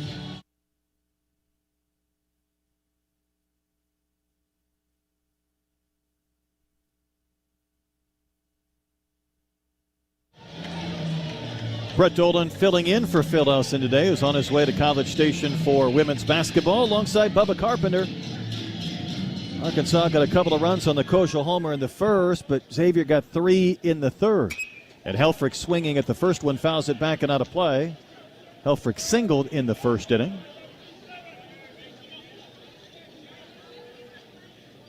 So Jack Noby back to work. Right-hander brings that glove down to his belt. He pauses and pitches and misses outside. Would say the one thing about Bubba is that at the end of this weekend, he's going to have plenty of stories. He will have worked with Phil on Friday, Dolan on Saturday, Barrett on Sunday. He's going through the trio, and the 1-1 is fouled to the screen, probably providing an evaluation for Learfield on all 3 and giving a detailed response. Good luck with that paperwork, by the way. I'll get the 3 best. What are you talking about? 3-headed monster, and Bubba's the constant. The 1-2 to Helfrich is swung on and lifted down the right field line and out of play. But we're where we want to be, correct, here at Baum Walker for a long weekend series? Absolutely. Where else would you rather be? Yeah, we better be, because this is game 2 of 18 straight at Baum Walker. This long homestand. We had Dave Van Horn on an extended interview pregame on television yesterday as Helfrich takes strike 3. Ryder didn't care for that. And Ainsworth rings up Helfrich, and another K for Noby. Yeah, that was that changeup right there. It just kind of froze Ryder. Here's Koschel. Hit the 2-run homer to right center in the first between the batter's eye and the scoreboard. One of the questions we had for DVH, though, was what he wanted to see over this next several weeks, I guess, of this homestand, and that pitch slipped out of the hands of Noby. It missed up and out. Said he wanted to get his bullpen lined out, make sure using the right people at the right times, and then offensively just kind of get that lineup clicking. And that's really what this homestand has done in recent years as Koschel fouls one into the glove of Fitz.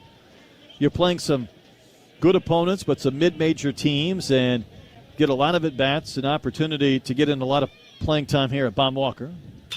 And Koschel pops one up to the left and out of play. And really, if nothing else, Bubba, just get those ABs, see the live pitching, and settle in before you get towards SEC play. Absolutely. You know, it's fun to go to Globe Live, play in a Major League ballpark, but as a hitter, there's nothing better than your home batter's box. It just feels different when you step up to the plate at your home park, and I know these guys love it. Here's the 1-2. Koschel hits another sky-high fly ball to left. Mensick is drifting. He's at the track to his left. This ball hits off the base of the fence and rolls back to the infield. Koschel sprinting around second, on his way for 3, and he's got himself a triple. He's got the homer and the triple out of the way already, but Mensick had that ball working away from him, and Bubba, that's not quite the route I'm sure the Musketeers wanted to see, considering he was pretty deep and at the fence. Well, I don't use this word a lot, but lollygagger would be a good way to describe the way he approached that ball. I don't know what he was doing. I don't know if he thought he was going over the fence. I don't know if he thought the center fielder was going to catch it. Maybe someone in the stands. I don't know, but that wasn't a very bold attempt at that ball, was it? No, we got a bunch of lollygaggers here, and this will bring up Kahio Aloy. And the pitch to Cahillo's up and out. You know, both of us, I think, have saw enough games here at Baum Walker that we didn't think that had enough. But then Mensick just kept drifting along that fence, and I thought maybe. Yeah. Until I hit about where his kneecap should have been, towards the bottom of the fence. Arkansas down to run in the third, but a one-out triple. And Aloy hits a mile-high pop-up on the left side of the diamond. The wind will keep this in play, but who's going to make the catch? It'll be the shortstop Peters on the chalk and in fair territory when Hammond, the third baseman, had a moment of trepidation. And that's a big out. And there's 2 gone. And, you know, entering this series, Bubba, and these are numbers that will kind of throw you out of whack, but in the first 4 games with runners on third base and less than 2 outs, Arkansas was 0 for 21. Ooh. With 2 outs, they were 4 for 41, which is less than 100. And here's Robinette, who singled to left his only time in. He'll single to right field for a base hit to tie this game up at 3 as Koschel comes across, and Arkansas cashes in the triple and the 2-out base hit. And all you got to do is throw the reverse jinx for some 2-out hits, and Arkansas got one from Robinette. That's a good job over there, Brett, talking us into that hit. That's right. That's a good job by Reese, though, going up there. The guy's he's leaning on that changeup real heavy right now. He went up there and set on a first pitch changeup, drove it to right field. After a pop-up with a runner at third and 2 outs, that feels a little bit better for Arkansas. Even up this game, and Micah New, who popped to first his only time in, will bat. And he takes a strike down the chute. I don't know if you noticed Cahill's ball. It drifted back into fair territory, and Cahill was still standing at home plate. Woo. And, I mean, I don't know. I don't know if DVH doesn't like that. Pitch in there for a strike at the knees to New. There isn't a ballpark in the country where more infield pop-ups fall. Right. Whether it's in foul territory or fair. Well, we've seen infielders miss them by 6 or 7 feet by such a wide margin they don't get errors. Absolutely. If you're not on second base there, you're in trouble. New will wave and miss. Kind of tomahawked a swing at a pitch that floated and got him to K, and the inning ends, and Arkansas does get a run back on the triple from Koschel and the single from Robinette. But we played 3 at Baum Walker. The Musketeers and the Hogs tied at 3. And this is Razorback Baseball from Learfield. Razorback fans, score big with the freshest seafood in town at Fish City Grill. Whether you're craving grilled salmon or fried catfish, or want to try something new from the daily chalkboard specials, they've got your seafood fix covered. Swing by the locally owned spot in Rogers and make every meal a victory for Razorback Nation. International soccer is coming to Razorback Stadium this spring. As the United States prepares to host the 2026 World Cup, the home of Razorback football is set to host its first international soccer match when Liga MX rivals Club America and Club Tigres face off in the Golden Clash on Saturday, March 28th. Tickets for this world-class soccer matchup will be available for just $35. Secure your seat for this can't-miss event at ArkansasRazorbacks.com.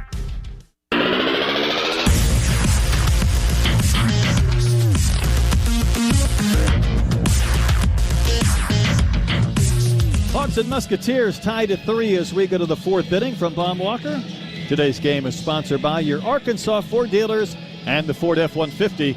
Like the Razorbacks, this truck has a strong tradition earned with outstanding capability and smart features like a mobile generator. That's how you create a fan favorite and the official truck of Arkansas.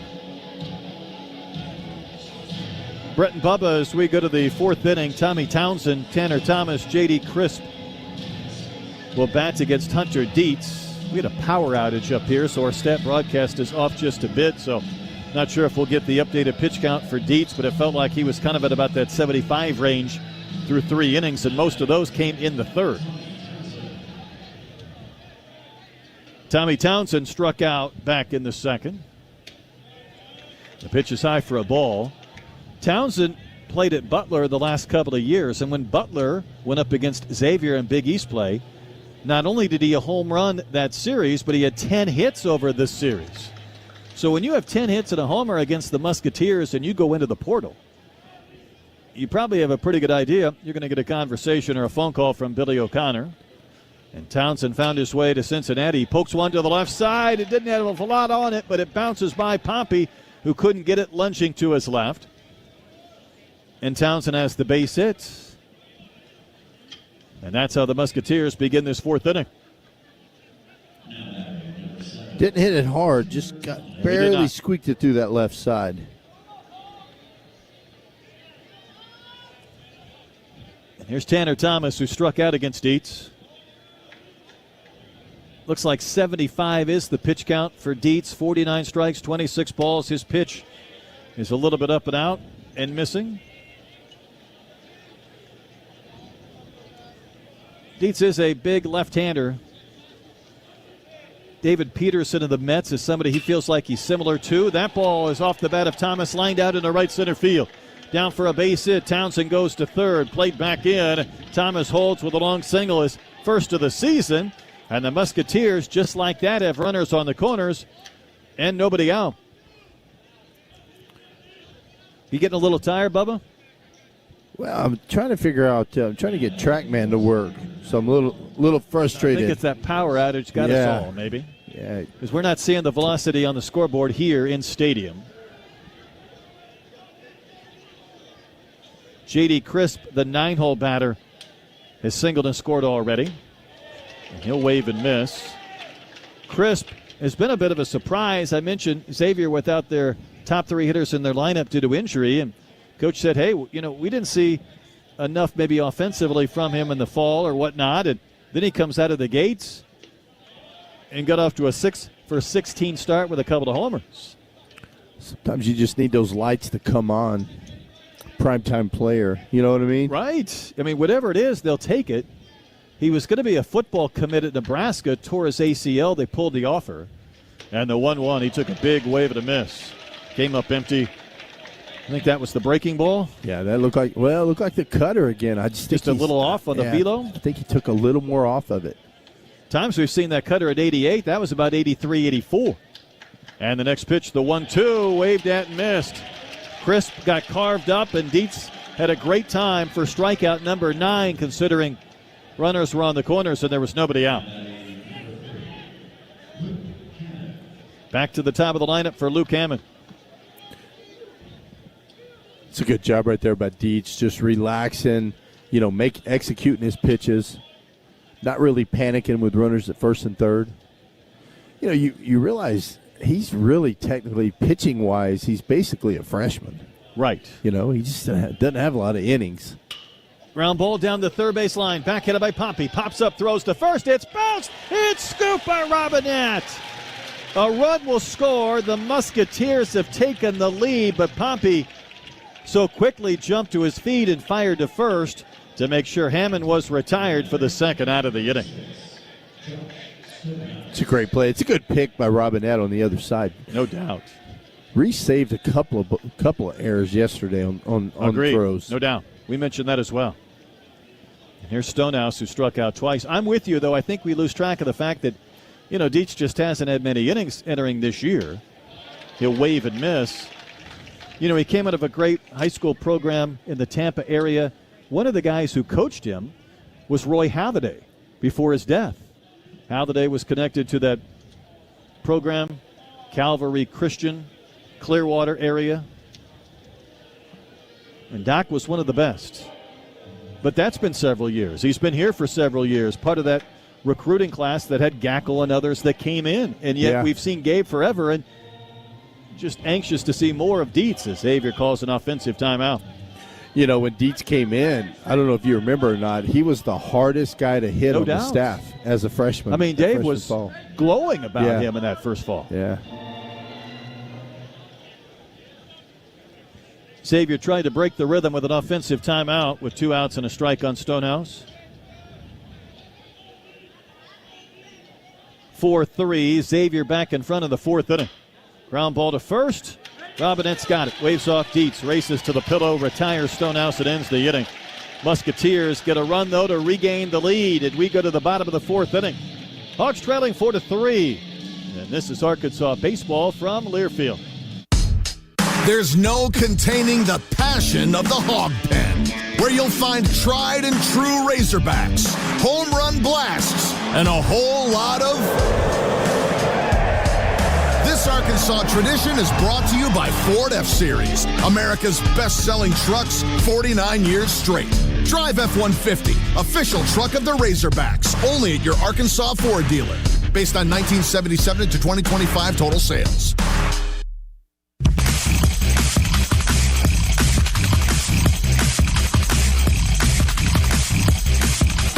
Arkansas has some work to do, trailing 4-3 to the Musketeers as they bat in the 4th inning. Pompey, Brumbaugh, and Ruiz will bat against Jack Noby.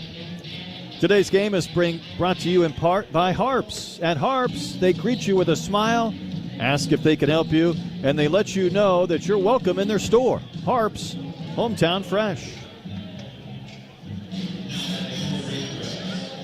TJ Pompey struck out looking back in the 2nd, hitting for the 2nd time. Tell you what, bright sunshine and some pretty good winds out of the north here at Baum Walker, but I don't think we're going to see a 5 in the temperature. Hey, we might have just gotten to 50.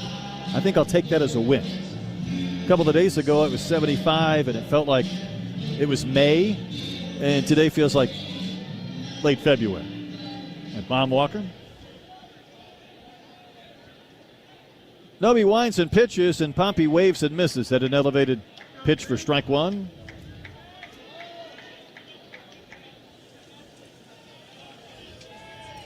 Kind of fun to watch the opening week of college baseball last weekend and more so again this weekend, and that one is found back to the screen.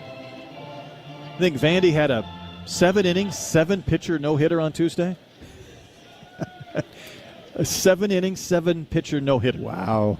That's not easy to do. 2-strike pitch to Pompey is down and out. Rock Chalowski, who was for many sources, was the player of the year a season ago, even though Vahiva won the Golden Spikes. He had 2 homers against TCU. 1-2 to Pompey is fouled back and out of play. What about the dude with 3 grand slams? How about that? 3 grand slams in one 7-inning game. And I think it's only happened one time in big league history where a team hit 3 grand slams, and it was by 3 different players in the major league ranks. The pitcher of Noby is down and out. I mean, it takes most guys a season to hit 3 grand slams, if that. Yeah, 12 runs batted in. Shea Langoliers once had 11 for Baylor, but he had 12. I mean, this is kind of the fun part. And, we saw it last night in the game 2. The 2-2. Waved at and missed. Pompey down on strikes. And he's K'd both times in. Brings up Carson Brumbaugh, also a strikeout victim. Back in the 2nd inning. Dax Whitney of Oregon State yesterday, Bubba, struck out 17 batters in 7 innings. Wow. That was at Dell Diamond. And the pitch to Brumbaugh swung on and fouled right back to the screen. He provided some vibes, I guess you would say, of what Hagen Smith did a couple of years ago, but 17 Ks in that 2nd start. That's pretty impressive. Baylor came back to tie the game, and then the Beavers ended up winning it after all, so he didn't even get a win out of that. Wow, how about that? As Brumbaugh fouls it back and out of play. Hey, we were talking yesterday. I asked Phil the question, what do you think the most dominant outing you've ever seen? Was it Hagen Smith last year against Oregon State or 2 years ago, or was it Gage Wood last year against Murray State. Let me ponder that for a second. The 2-strike pitch to Brumbaugh, down and out. I felt like Gage was going to dominate because of the groove that he was in. Mm-hmm. And obviously you get late in the game, you worry about the pitch count a little bit, you start to sweat that. Hagan did it early in the year, but then you worry you're going to get to a pitch count where they're going to say, we've got to take you out. I don't know if you could go wrong with those two. The 1-2 just outside. Your thoughts on the more dominant? I never thought I'd see a more dominant outing than Hagan's against Oregon State at Globe Life. But then last year when I saw Gage Woods pitch, I thought this is unbelievable. You'll never see someone get more dominant than that. That was way outside. Ball 3. But, you think of Hagan, what if the Hagan's outing would have been in June and he didn't have a pitch limit? No doubt. Because he was only he threw 60. I think Phil suggested he threw 68 pitches. Is that it? Yeah, something like that. Wasn't very many. Here's the payoff pitch to Brumbaugh. He's going to poke one and a low liner caught at first by Townsend. Townsend was off the chalk. If he's at a more normal position, he might have had to lunge to his right, but as it is, he caught it for the second out. That's a good at-bat right there by Carson. It resulted in an out, but the fact that he stayed on that ball and shot it to the right side, that's a good sign. Able to foul off a pitch or two. And it brings up Damian Ruiz, who's had a couple of at-bats and a single. And the pitch from Noby. A little bit outside with a fastball. 67 pitches for Jack Noby as he tries to get through the bottom of the 4th inning, working with a 4-3 lead. That one's further outside. Jason Jones, a former Razorback, hit 4 homers in the first weekend for Wichita State. Had 10 batted balls over 100 miles an hour. Wow. That's a nice way to get your season going. That's a good start. Brody Johnston of Vanderbilt had another great start as well. And Ruiz takes a strike. Kid went 6 for 12 with 3 homers at Globe Life, and all 3 homers went over 400 feet. It's good hitting. The wind to Ruiz at the 2-on. Snaps in there for a strike. I saw him a couple of years ago in the Appy League All-Star game, and he was playing against kids that were coming out of the college ranks. He had just finished his high school season. So I felt like, well, maybe this kid going to be okay. Yeah. He had 15 homers as a freshman. I think he's going to be all right. That opening weekend was something. Couple of outs here in the 4th inning. Arkansas trying to get a base runner. Noby, did he get the strikeout? He did. Ruiz thought he checked his swing. Ben Levin rung him up. I'm not so sure, Bubba. Yeah, I don't think he went on that one.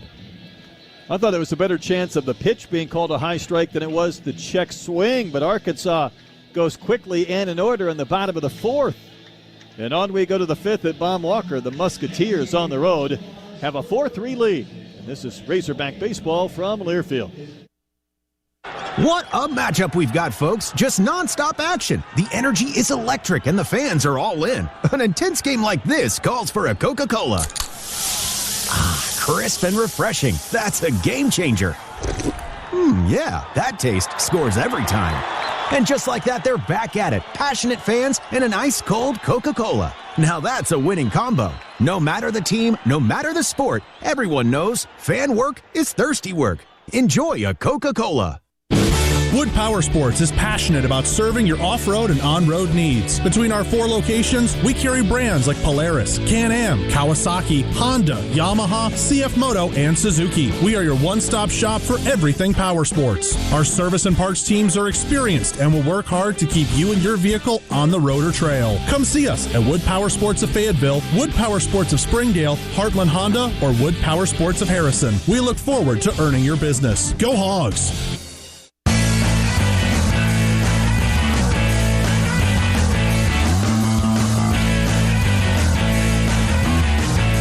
Arkansas gave up a run at the top of the 4th inning and then went 1-2-3 in the bottom of the frame, so the Musketeers lead by a run. As we go to the 5th inning, Hunter Dietz, there was a lot to look at today, Bubba. 9 strikeouts in 4 innings. 2 of those 4 runs that were scored against him were unearned, but he is out of the game, and Parker Coyle comes on to pitch.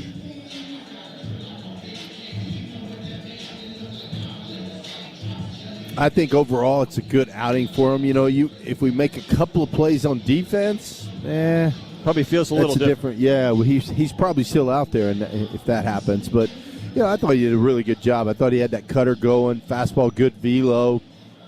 Didn't locate his fastball as well as we'd like to see, but I thought he did a good job mixing in some breaking balls, that slower curveball. But the cutter was definitely the story of the day for Hunter Dietz. 1 walk, 9 strikeouts, 5 hits, 4 runs, 2 earned in 4 innings, and he did throw 84 pitches. 56 of those were strikes, and now Coyle comes on, and Coyle has thrown an inning, given up a run so far, and see if he might go multiple innings. He's working to the heart of the Xavier lineup, Mensick, Johnson, and Fitz. 3, 4, and 5. Mensick singled in a run in the third to put Xavier on the board when they were down 2-0. He's going to take strike one.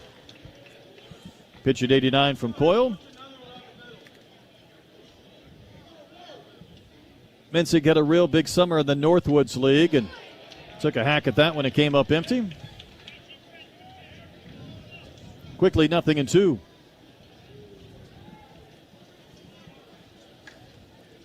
Kosho playing back up the middle, the shortstop Brumbaugh playing Mensick to pull, and these outfielders deep all the way around, and the pitch is waved at and missed. So Coyle just carved up Mensick to begin the 5th inning. Now, here's another guy that's got a little bit of a cut fastball that's really tough on righties. Threw a couple of pitches at 85 there on the gun. Yeah, that's that little cutter. He throws it. He'll throw it 85 to 90. Actually, his fastball, when he throws his fastball glove side 90-91, it cuts. First pitch to the left-handed batting Peter Johnson in there for a strike. Was that the pitch again? That's a slider right there. Lefty-lefty matchup here in the 5th. And the 0-1. Check swing, but our plate umpire James Ainsworth says no, it was not. That was enough to be a full swing and a strike.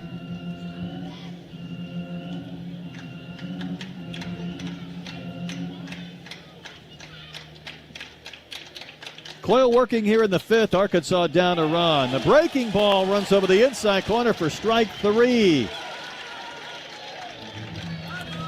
Check out the spin rate on that breaking ball, Brett. Anytime you see that thing over 3,000 RPMs, you're getting some spin on that thing. Nearly 3,100.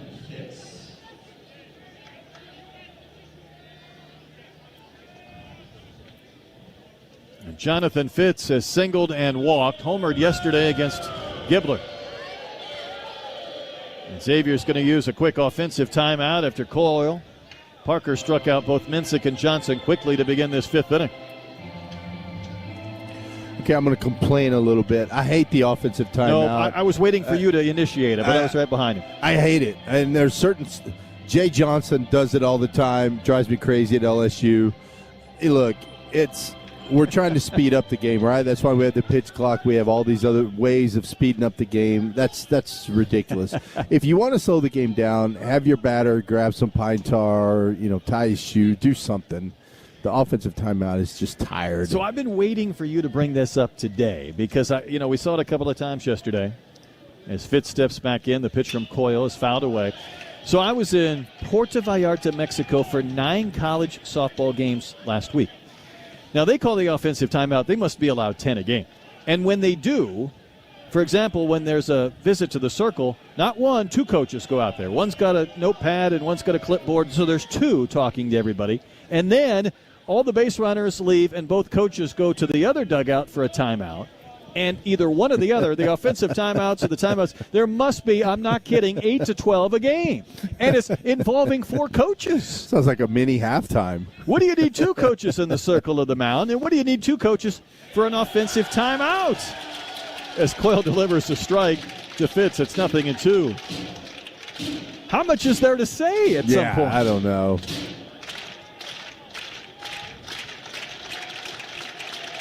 Parker Coyle will deliver an 0-2 that's shot foul wide of third. He gave you some thoughts of what that immaculate inning was like a year ago because he had struck out Mensick and Johnson and had a couple of quick strikes on Fitz. You weren't going to say anything, were you? No. Well, I was curious. I was like, did I miss a ball at any point in this sequence? There's a chopper foul wide of third again. Another breaking ball, 3,092 on the spin rate.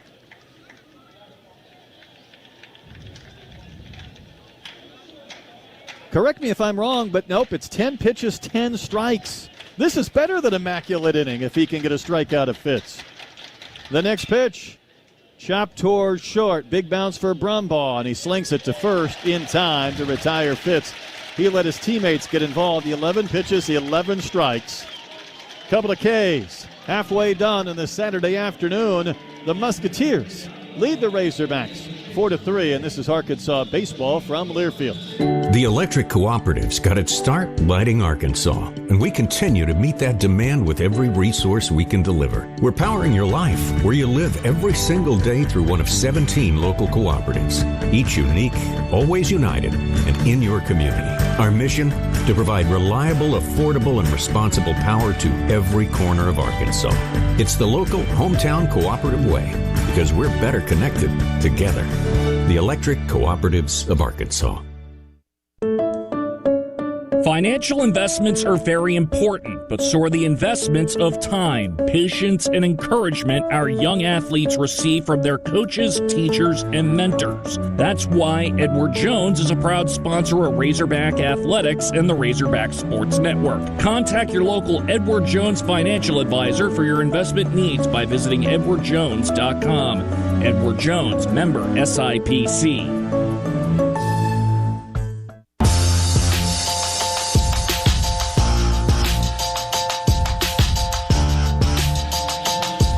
To the bottom of the fifth we go, 4-3. Xavier in front of Arkansas. Time now for a First Security Bank game update. Presented by First Security.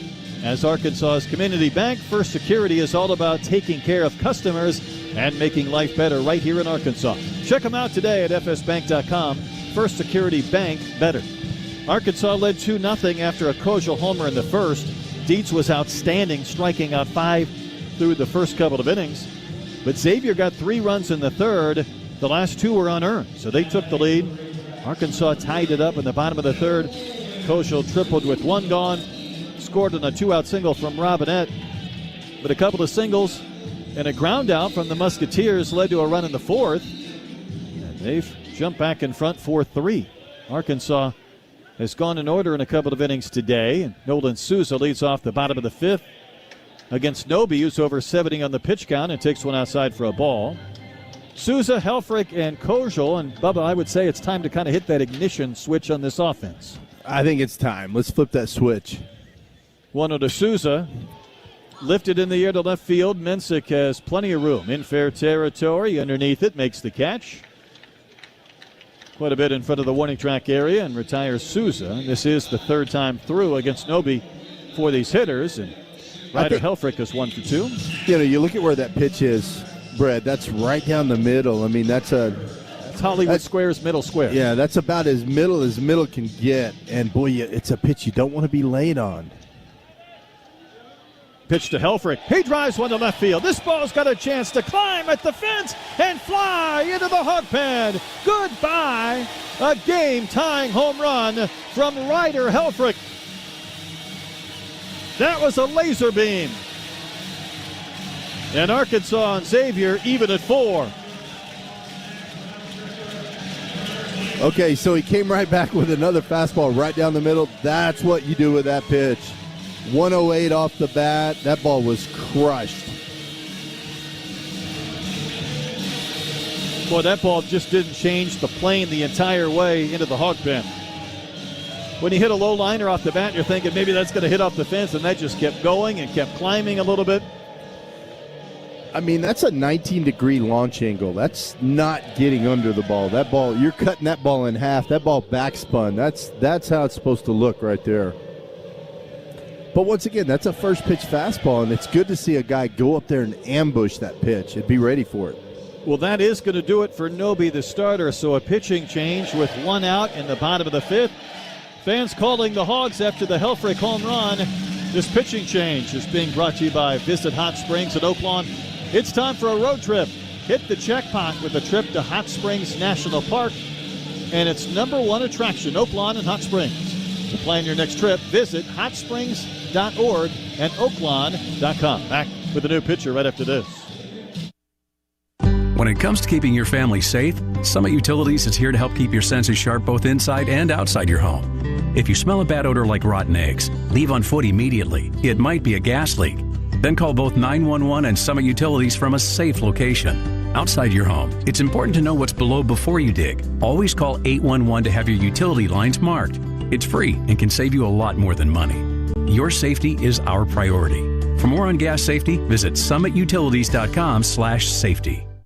Our care clinics are your hometown source for primary medical care. Our doctors, nurses, and counselors can help patients of all ages with anything from common colds and immunizations to depression, anxiety, and chronic diseases. Our network includes both home delivery and local pharmacies to fulfill your prescriptions. If you don't have insurance, it's okay. We can help with that too. And no one is turned away. With more than 90 locations in Arkansas, there's a good chance we're in your hometown. Look us up at ourcare.net.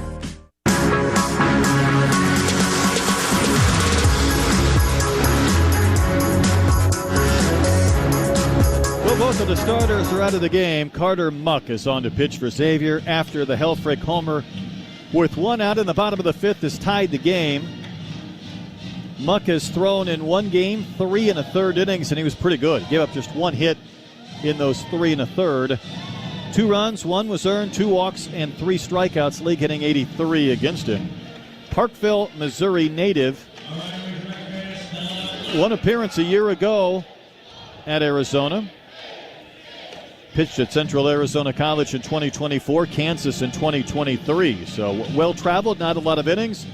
And he's on to face Koschel and Loy at least here in the bottom of the 5th inning. Felt like Xavier was going to kind of ride Noby, Bubba, until the first glimpse of trouble.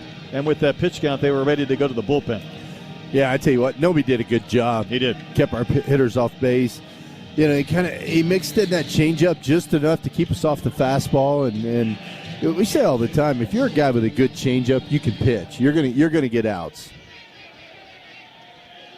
Koschel is homered and tripled. Gonna pop one up in the shallow center. Crisp was deep. He has a long run, but this ball's up there forever, and the left-handed center fielder makes the catch. I was thinking if Koschel would get a single or a double, he'd be well on his way towards a cycle watch. But that's the second out of the inning. Now, that's not a jinx, is it? I don't think so. I waited long enough to throw that in. I think you said after the triple. Well, you got the triple and the home run out of the way. I did kind of throw that out there. So you were teetering on jinxing him. That's fine. I mean, you think you're a little bit easier to go that route as Lloyd takes one down and away. Then when he gets the single and the double, and you say, well, all he needs is a triple. You could go a month and not see a triple in this ballpark. Good point. Phil gets mad at me because I talk about the broadcaster's jinx. He doesn't believe in it. I ebb and flow jinx worthy. I could buy into it on some occasions. And the pitch in there for a strike to Aloy at 87. It's when I can't even get it out of my mouth, I'll say something like, this guy gets hit by pitch a lot. I can't even, and then he takes one of the ribs, and you're like, well, I'm not sure if I jinxed it or I talked it into reality.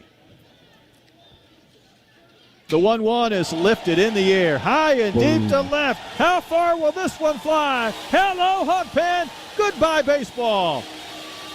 Another home run for Arkansas. And Aloy puts the Razorbacks in front, 5-4. Wow. Now that's another one that went high and it went far. This says it only went 386. He got under it a little bit, but I tell you what, we'll take it. Another pitch, kind of pretty much center cut, and I tell you, Cajillo did not miss that one. He did not. I mean, off the bat, you knew that one was going to be out, whether it cleared the fence by 10 feet or 100. Well, do things travel in threes? See me trying to talk this into action. Here's Reese Robinette. Big swing and a foul ball backing out of play. Reese has a couple of singles, including an RBI today. So Muck got Koschel on one pitch, then gives up the home run to Aloy, and Arkansas is back in front. And the 0-1 to Robinette. Between the belt and the letters. That's where you got to say something like, whoa, Reese hadn't homered in a long time. Yeah, due for a home run. And if he homers, I'll take credit. And if not, well, there's no such thing as a broadcaster influence. Here's the 1-1 pitch. Wave and a miss. That one had some drop down and into Reese. Arkansas led 2-0. They were down 3-2. They tied it up at 3, trailed 4-3, and they've scored a couple of runs here in the 5th on 2 home runs from Helfrich and Aloy. And the 1-2 popped in the air to left field, but Mensick deep now will come charging in a couple of steps. He did not make that catch in a comfortable manner off to his side. Like maybe he never played out there before. I don't know, but he made the grab at the getting ends. Couple of home runs for the Razorbacks. Arkansas leads 5-4 through 5 innings. And this is Razorback baseball from Learfield. There's no containing the passion of the Hog Pen, where you'll find tried and true Razorbacks, home run blasts, and a whole lot of... This Arkansas tradition is brought to you by Ford F-Series, America's best-selling trucks 49 years straight. Drive F-150, official truck of the Razorbacks, only at your Arkansas Ford dealer. Based on 1977 to 2025 total sales. The 12th game of the SEC football tradition known as the Battle Line rivalry between your Arkansas Razorbacks and the Mizzou Tigers is complete. Look for the tradition, presented by Shelter Insurance, to grow in the coming years as we continue to heat up the border and support our student athletes with this rivalry, the Battle Line rivalry, presented by Shelter Insurance. Find a shelter agent near you at shelterinsurance.com.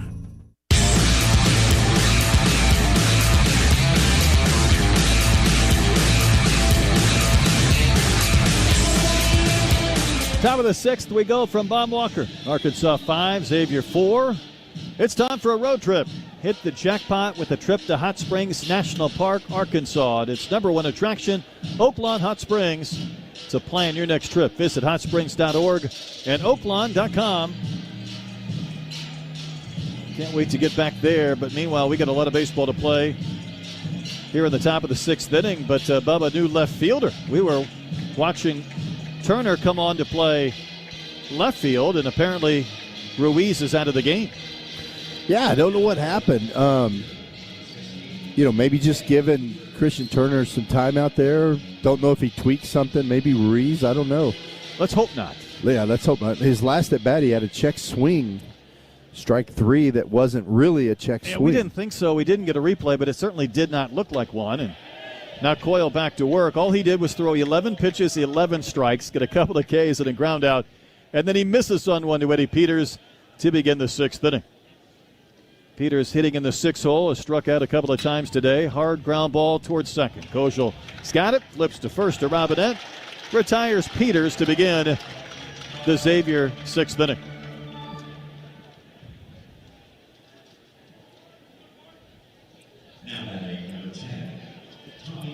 You always get a little worried, though, when you see someone go in a game. I remember in Globe Life, the TCU game, where they put Christian Turner in right field in a one-run game. I'm like, okay, wait. I know DVH is not putting him in for defense here. We're down 1. There's Townsend and a big wave of a miss from the left-handed hitter. So your mind starts to think, okay, what happened? There's no doubt. Yeah, is Cahill hurt? Oh, no, what happened? Early in the year, you have to be pretty intentional at times to get guys an inning here or there, whatever it looks like from a position player standpoint. Coyle's next one's down and away. And, Bubba, there's two thought process, and I'm curious to see what you believe in. Some will say, here's my 9 starters. I want them to get as many at-bats as possible. I want them to be game-ready in a couple of weeks, playing 4 or 5 times. And Townsend fouls one back. And you'll see others that'll say, listen, I'm going to take every opportunity I can to get another 5 or 6 reserves, a number of at-bats to keep them fresh. It does feel like it's one or the other with different teams. Yeah, you're right. And I think Dave does a good job of balancing that, getting some of your bench guys some at-bats when he can. The 1-2 pitch, beautiful. Wow. In there for strike 3. The slider from Coyle, a dandy to Townsend.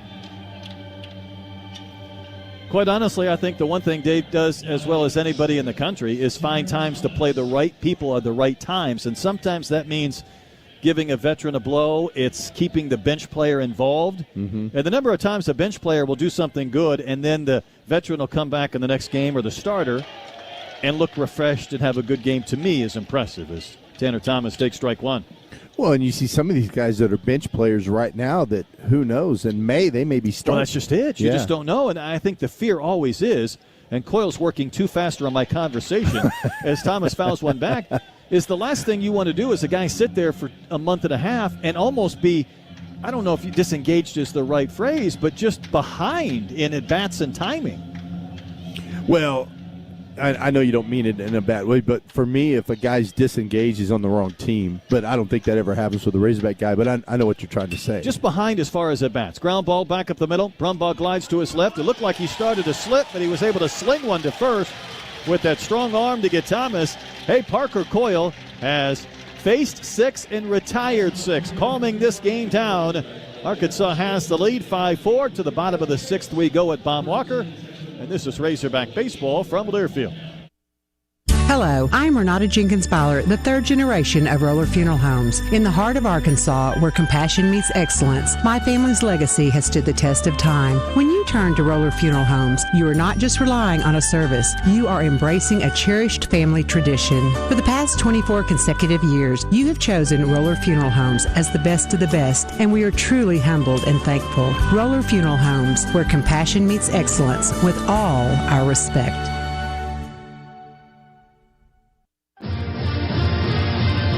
Call the Hogs with new head football coach Ryan Silverfield in 2026. Renew your seats to be all in on Coach Silverfield's first season, which includes marquee matchups inside Razorback Stadium against Georgia, Tennessee, LSU, and much more. Renew your tickets ahead of the March 31st deadline. For more information about Razorback football tickets, visit ArkansasRazorbacks.com.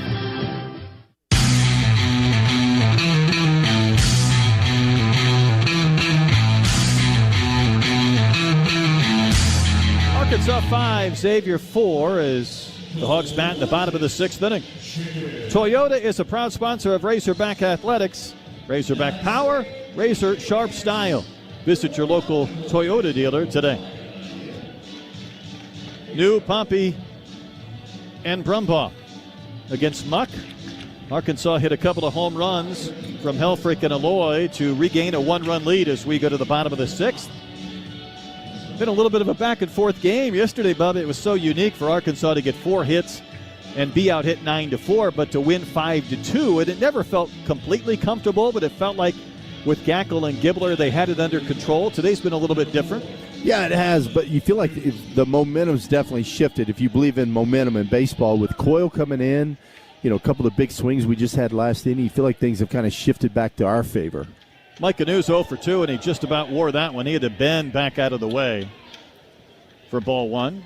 Well, I believe in momentum in baseball. A lot of people don't. They think it's just kind of inning by inning, but I think there's momentum. I think you there's could momentum. feel it. Yeah. Been anxious to see Mike Canu. He's 0 for 2. Certainly there's a little quick twitch to him. He struck out and he's popped to first. He comes from a family of rugby players, and his dad from Australia and Fiji, and his sister was an incredible rugby player. He had to choose at some point, and he said rugby came so easy, he liked a little bit of the failure in baseball. Now be careful what you ask for as he takes one up and out. But apparently he was so good and so dominant that baseball was a little more unpredictable. I might have stayed with the sport I was completely dominant in. It is unpredictable, I'll give you that. The 2-1, and New takes one high. Well, now's a good at bat. There hadn't been a lot of times that New's been ahead in the count, Agreed. but he finally got a hitter's count right here. Let's see what he can do with it. 3 home runs today for the Razorbacks. Hitter's count for New, the 3-1 pitch. Not close. Down and in from Muck. That's ball 4. And a good beginning to the Razorbacks' 6th inning. You know, I watch Micah. I talk a lot, Brett, about how hitters take pitches, and he takes pitches like he's just kind of like jumping at the ball just a little bit. Okay. Yeah. All right. Look, watch Cam Koziel take a pitch. He's just nice and calm, like he knows it's coming. Micah still, it's almost like he's searching for hits. Now, I know he's going to be a great player for us. I think early on he's just putting a little pressure on himself. TJ Pompey 0 for 2, couple of strikeouts. New's going to run. The pitch is a strike. The throw down a little bit offline, and New's got the bag. Stole 15 a year ago at Marshall. And to me, Bubba, I'm with you, but there's a quick twitch athleticism to him that I'm trying to calibrate in my mind, watching him run and swing and check his swing. Oh, definitely, without a doubt. I don't know if you saw the ball he hit in right center at Globe Life. He left the yard deep right center gap, or right center field, way back to beat Oklahoma State, the run rules. So when he hits it, it goes, and he can run, he can jump, he can throw. He's got all the tools. 48-inch vertical leap, I heard. Yeah, how about that? You're talking about a chance to rob some home runs this season if he's back at the fence as Pompey chops one foul back to the screen. How many times would you have to jump to equal 48 inches, you think? It would be multiple. It would not be one, I guarantee you. And it may just have to be 3. In my younger days, maybe that'd be a little different. I don't know. Maybe a trampoline? That would help. Here's the 2-strike to Pompey. Down and in. You're going to be ready to get back over there with Troy. It's nice to give Troy a break. Let's give him a break. Give our producer a break on TV. I'm watching our replay, and I'm ready to hit my talkback and yell at somebody, but there is no talkback and no one to yell at except you. That pitch spiked in the dirt. It kicks away from Fitz. He can't locate it. New easily advances to third on the wild pitch, and he's at third with nobody out. Good to get back to my roots every once in a while. I mean, when you do this every day for 20 years on radio, I like my TV, but once in a while it's nice to come over here and fill in for Phil and join you.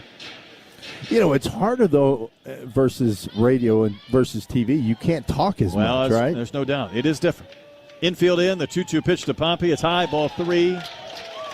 I think I've been on the air with you. You've had me on with you before, and you've asked me questions, and I loved it because I can actually talk and tell a story. Like when you're standing in my spot, you got to make your sentences really short, really quick. You would have seen Matt Zimmerman on TV. 3-2 pitch and a chopper that heads in the left field for a base hit past the drawn in infield. Between him and a third and Peters at short. Pompey gets the RBI base hit, and it adds to the Razorback lead. It's a 6-4 game. Z will talk. I'm like, hey, Z, at some point I got to identify who just committed the foul, who took the shot. And he's like, what do you mean I talk too much? Can you imagine Zim doing baseball? No, I could not. No chance. And I say that because he's over at basketball right now, getting ready to tip against Mizzou, his teams, as worlds colliding. Throw to first and Pompey back in diving, and the ball kicked away from Townsend. We're having a good time here, but a 6-4 Arkansas in the bottom of the 6th inning. This is a guy I'd like to see get a base hit in Carson Brumbaugh. He lined to first to Townsend his last time in and struck out. I really like Carson. I was telling a story yesterday. He came up and introduced himself to my son. And, you know, a lot of freshmen don't do that. I'm with you. I had the same type of conversation. Did you? Very friendly. Very. And just manners. Polite and young then man. He walked by my son. I said, hey, nice to meet you, and gave him knuckles. No doubt. Wanted to know the count. That pitch missed. He met him for the first time, and he had to go out and pick up some balls after BP, and he came back and he shook our hands. And you think about his parents, Cliff and Tanya. Last weekend, they were able to camp out at Globe Life and see both boys play 6 games. How about that? What an incredible experience that must have been. 1-0 pitch to Brumbaugh at the belt for a called strike. His brother's a 5th-year senior at Oklahoma, and he told me that he thinks he's had 3 shoulder labrum surgeries, 2 on one on another, and a UCL elbow issue. Wow. 4 major surgeries. He's a tough kid. He's been through a lot. Winning at a 1-1, another throw to first, and Pompey back in diving. Yeah, so Cliff and I, we kind of crossed paths back in the day in the Rockies organization. But what's even crazier than that is we both played for the Hyundai Unicorns. How about that? In Korea, yeah. Another throw to first. That was a bigger lead for Pompey, and he's going to be out. I think they missed that one. I thought he got his hand back in there. DVH throwing his hands up at Ben Levin. And yesterday we did not have replay working. I'm hoping we do today. And a couple of those throws to first weren't even close. This one was on the money, and Pompey had to go into a lunge. And from the angle we saw, it looks like he's safe, although I think you're going to need maybe a secondary angle to confirm. I think the umpire was blocked off. It looked like the glove was on his back, but I think it was, honestly, it was a bad tag by the first baseman. A good tag gets him. So the first opportunity for the pit of confusion. The pit of confusion. Boy, that is the truth. You know what happened right there, Brett? It looked like he caught Pompey in the middle of a step. Yep. Like and he you had had that flat-footed dive. Yeah. You add that little half step, and he was just adding that step with his right foot, right as the pitcher picked. At some point, you start to dive to try and hit the bag in the air rather than to dive back in on the ground and grab it with the oven mitt or your hand. Yeah, I think he's safe. They tell me, though, with those Brumbaugh boys, the best one is the youngest one, who's a freshman in high school. Yeah, he's supposed to be the real deal. It was a long lunge for Pompey. The throw was offline, but it kind of pulled the first baseman towards Pompey. But I think he got that right hand to the back tip of the base before the lunging first baseman Townsend was able to head towards Pompey. I was worried that Townsend was going to step on TJ as he was trying to kind of dance his way over to a tag attempt. Well, I apologize to Townsend. I was blaming him on a bad tag. That was actually a bad throw. He actually did a good job of catching that. Had that throw been on the money, TJ's out. Correct.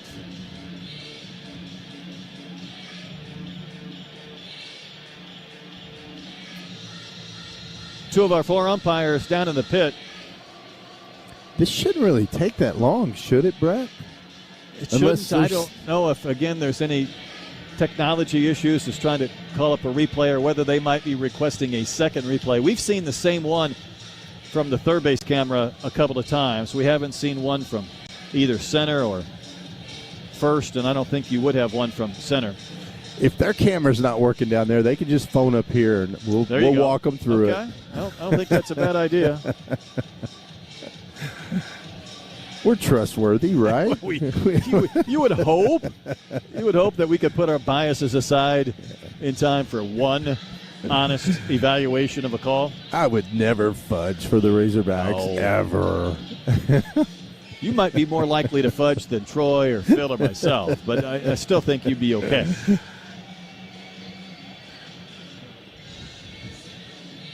I don't know why they keep showing us the same angle. I don't either. We have more than one camera, right? Well, you'd hope. This is overlap season, and there's basketball games and softball games. I still say safe. Because the grainier they get with some of these replays, the more they could say, call stands. The call of out stands. Whoa. Well, that doesn't endear you. So I'm 0 for 1. You are 0 for 1. Good start, Bubba. I think they missed it. But once again, they only showed us that one angle. And that was part of the problem, I think. Because they just kept looking at it, and it sure looks like he's back. I guess you could say that glove could be on his jersey, and we just can't quite tell from that angle. Regardless, that's an out. And now Brumbaugh will bounce one to short. He had a long wait before he saw another pitch, and he'll be retired. Peters to Townsend. And just like that, Arkansas went from nobody out to a pickoff and a ground out, and there's two gone. Boy, that inning changed quick. It did. 6-4 Arkansas leads 1 point today. Xavier had a lead of 3-2, and then also 4-3. Now, we have had some power outages, so maybe the cameras aren't working, but you need a different view of that. I tell you what, the pits of confusion does not need power outages on top of everything else. Here's Christian Turner. He came on for Ruiz, and we're not sure exactly why, but Christian Turner is 1 for 6 with a couple of runs scored. Got some playing time when Kahia Wadoy had a hamstring tweak. He pokes one into left for a base hit. So the Houghton, Louisiana native, who probably watched Peyton Stovall here many a time from that same hometown, gets his first base hit at Baum Walker. I really like Christian Turner. Every time I showed up in the spring to watch a scrimmage, he was hitting a home run backside. He was hitting a double in the right center gap. He hit a ball almost at the center fielder that he got a double on. The kid can fly. I don't know if you got to see him run yet. I didn't get to see him enough. at some point he will be stealing here. I know he homered off Gibbler in the Fall Classic, and that gives you pause because that's left on left. Yeah, and that was he went backside on him, and ball was hit well. Nolan Souza, a couple of times has flied to left and also gone down on strikes. Coming off a 2-double game yesterday. Takes a pitch, a fastball that floats up and out for ball one. You know what? I said he's going to steal. He may not steal. This guy's quick to the plate. He's like a 1-1-1-2 to the plate. Plus you got Nolan up at the plate. 6 runs, 10 hits for the Razorbacks. 4 runs on 5 hits for Xavier here in the bottom of the 6th. As Souza takes a high strike towards the outside corner at the top of the zone. I don't feel like 6-4 is going to be the final score. So I'm with you. At some point you might think about trying to push another run across that doesn't come via the long ball. He's 1-1-4. Goodness. Pitch down and in. It pops away from Fitz. Fitz can't locate the baseball. And Turner will cruise to second base. It was behind Souza. He only got a couple of feet away, but he couldn't see it. You know, that's a veteran move by Nolan right there. He just didn't move. A lot of hitters will back up out of the way, and the ball was right by his right foot, and the catcher couldn't see it. Boy, that's salty. I like it. Playing hide-and-go-seek with the baseball. That's an uncomfortable feeling for a catcher, right? You start jumping around, you can't find it, you're not getting help. But a base hit could add to this Arkansas lead. You think it most certainly would with Turner's speed. And here's a backdoor breaking ball for a strike to Souza.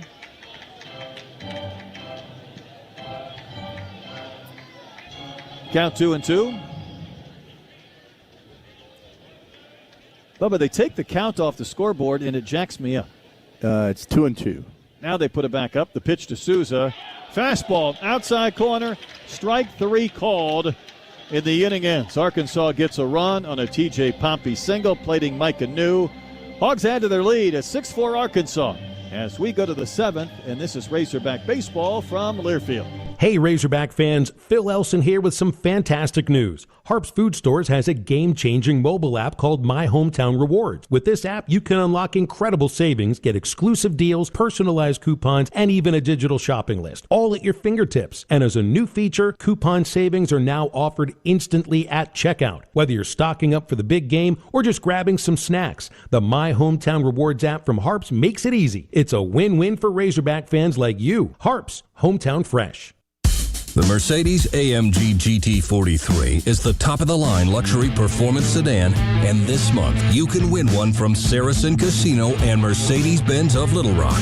With sporty styling, classic Mercedes lines, and advanced performance, this is the car to win from Saracen Casino Resort. Play in February at Saracen Casino and qualify for the Mercedes GT drawing. Saracen Casino Resort, Vegas, Arkansas style. Gambling problem? Call 800-GAMBLER.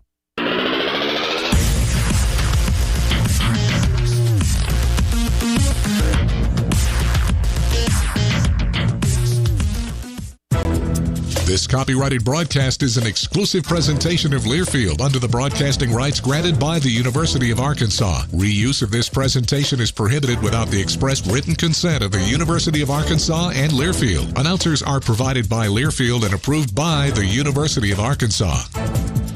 Hawks 6, Musketeers 4 as we go to the top of the 7th inning. Parker Coyle back for a 3rd inning of relief.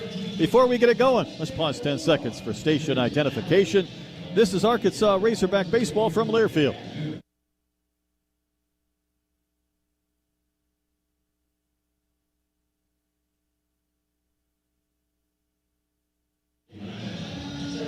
Brett and Bubba as we go to the 7th.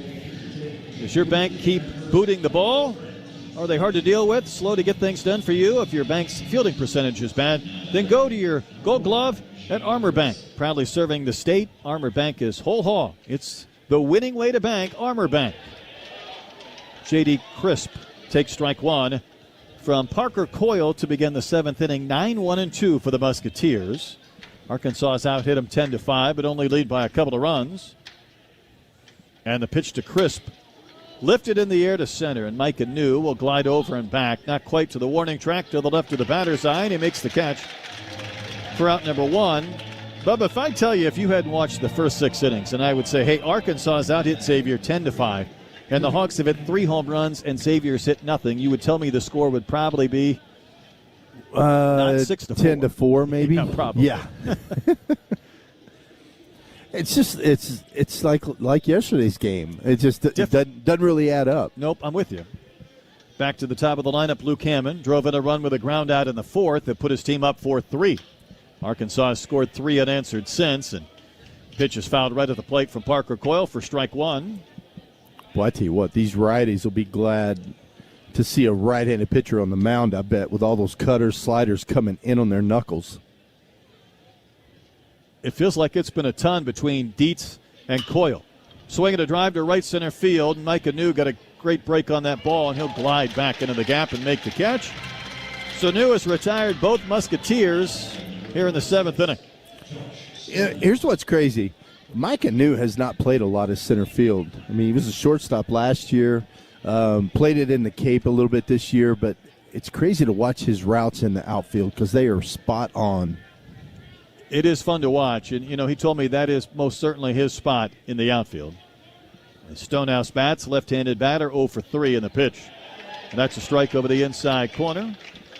That's a slider right there? Yeah, that's a slider. It's nasty. He went to he was at New Orleans, went to Marshall. I think he played second and a little first. That ball blistered in the air, right center field. Back towards the scoreboard. It's going to go. Another home run from Josh Stonehouse. That's his 4th in 6 college games. Homers off the left-hander and cuts this Razorback lead down to 1. That's almost the exact same spot of the home run he hit yesterday. Yes. It's outer part of the plate. He's a little bit, I don't want to say he's long to the ball, but he does a good job of getting plate coverage out there and pulling them all the right center. He sure does. You're right. He does not look like a freshman. And now it's a 1-run game, and there's Mensick. I was saying he's got to be the most athletic first baseman ever in college baseball. If he played there for a little bit at New Orleans, as Mensick fouls one back and out of play to the right.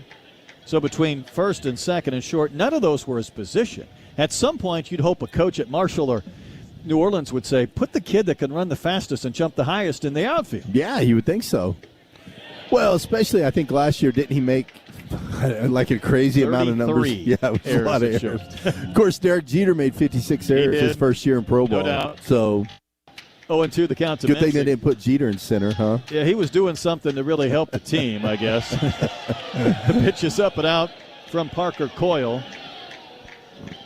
Tried to run a fastball over the outside corner and missed.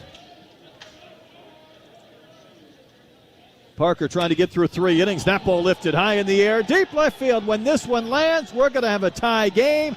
Goodbye. Home run off the light pole behind the bullpen. And Landon Mensick has evened this game up at 6 apiece. A couple of home runs against Parker in the 7th inning. 410 feet, no doubt, home run. Yeah, you could as soon as that ball came off the bat, you knew it was a hanging, breaking ball. Stayed right over the middle of the plate.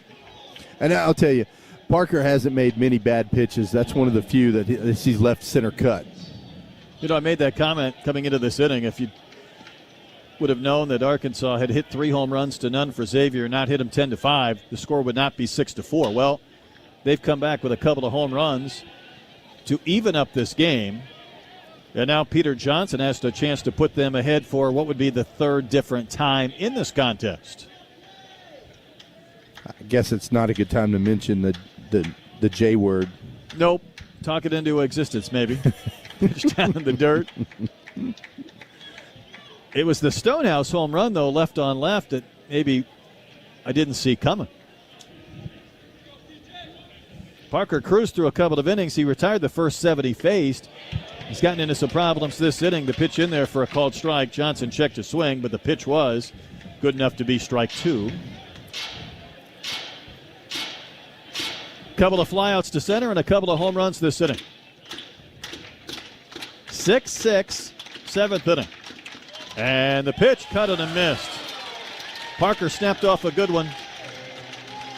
Able to get the K in the breaking ball to end the inning. But a couple of home runs from the Musketeers tie things up. 6-6 to the bottom of the 7th inning we go. Our 7th inning stretch presented by Kubota. Get home run deals that will stretch your savings right now during Kubota's Orange Days. Find your local Kubota dealer at ArkansasKubotaDealers.com. Back after this, Arkansas baseball on Learfield. Before the roar and the records, there was Baptist Health. Brooks Edmondson, Arkansas offensive line, born at Baptist Health. Anna Kate Nichols, Razorback Golf, born at Baptist Health. Quincy Rose Jr., D lineman for the Hogs, born at Baptist Health. Champions are born at Baptist Health. Here, our game is delivering the state's most trusted care for Arkansas and for the champion in you. Baptist Health, for you, for life. Go-Go Squeeze is super excited to be on the field with University of Arkansas athletes. With a variety of deliciously fruity flavors, there's something for the whole Razorback family to enjoy. Go-Go Squeeze offers delicious fruit blend pouches that are gluten-free and nut-free. For active people, Go-Go Squeeze Active Fruit Blend with electrolytes can help replenish some of the essential minerals lost during exercise. Check out our whole line of pantry-friendly fruit and dairy products at most major retailers and online. So grab a Go-Go Squeeze and let's cheer on our Razorbacks together. Go Hogs!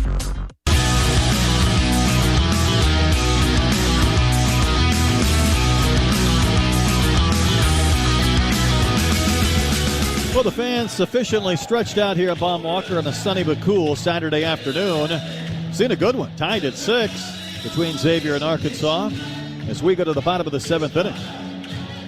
Recognized by the Razorback Nation as Arkansas's best funeral home, Roller Funeral Home provides a range of respectful options from life insurance policies to pre-planning services. Reach out to your local Roller Funeral Home to protect your family's future. Hogs have the lineup up that they would like. Helfrich, Kozel, and Aloy. And back to work is Muck. He came on, got the final 2 outs in the 5th, gave up a home run to Kahio Aloy.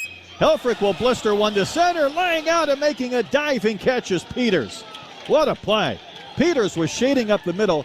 Helfrich just torched one that looked like it was headed into center field.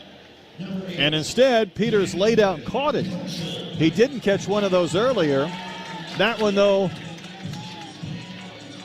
he grabbed, and Arkansas has a quick out in the bottom of the 7th inning. Kozel has tripled and homered and flied out to center. Swung at the first pitch against Muck in the 5th, and that was the first batter that Muck faced, and he chases a breaking ball there for strike 1. Brett, I'd love to have had exit velo on Ryder's ball, but it didn't pick it up. Hit it too hard to be recognized. Kozel waves and misses. Quickly down 0-2. This is where we need to answer back. It's really important for us to come back and score, at least score 1 this inning. 3rd inning of work for Muck. He's now faced everybody at least once. Getting back to Kozel, he buries a pitch in the dirt. Smothered by Fitz. The count's 1-2. Kozel's homer in the 1st inning is 4th of the year. Helfrich has hit his 3rd. Kahio Aloy hit his 2nd. But a couple of home runs from the Musketeers in the 7th has evened up this game at 6 apiece. And the 1-2 is drilled to right. That's down for a base hit. Stonehouse was playing deep. And a couple of bounces in front of him before he collected it. And that's 2 balls hit really hard in this Razorback 7th inning. Yeah, that ball was hit 110. And I promise you, Helfrich's ball had to be hit every bit of 110. No doubt, if not more. Kahio Aloy homered in the 5th. 386 feet out to left field. Above the bullpen area. Muck out of the stretch and the pitch way in. Nearly grazed the jersey of Kahio Aloy.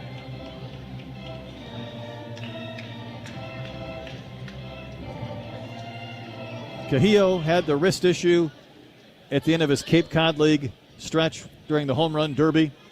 Came back with some mono. Then he had a wisdom tooth out not that long ago.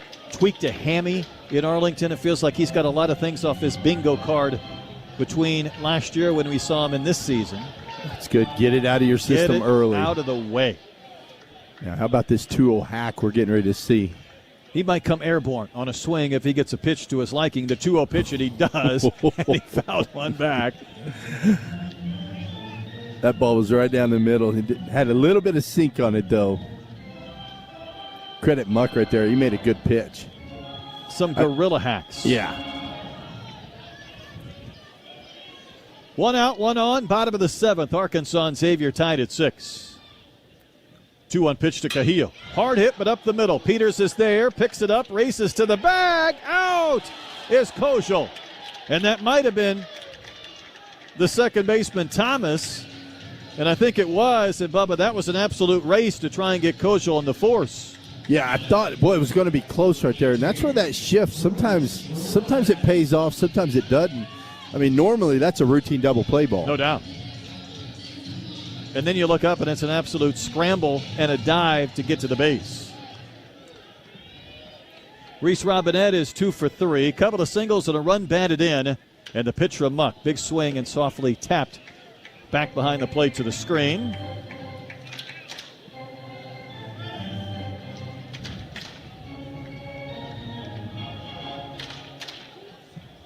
Robinette got his chance late last year after a couple of years of waiting around, made the most of it. And the pitch from Muck is outside. Sousa got hurt. Kojal went to second. Robinette got his opportunity to play at first. Think about the 2-homer game he had here against Texas late in the season, the home run at the College World Series in Omaha.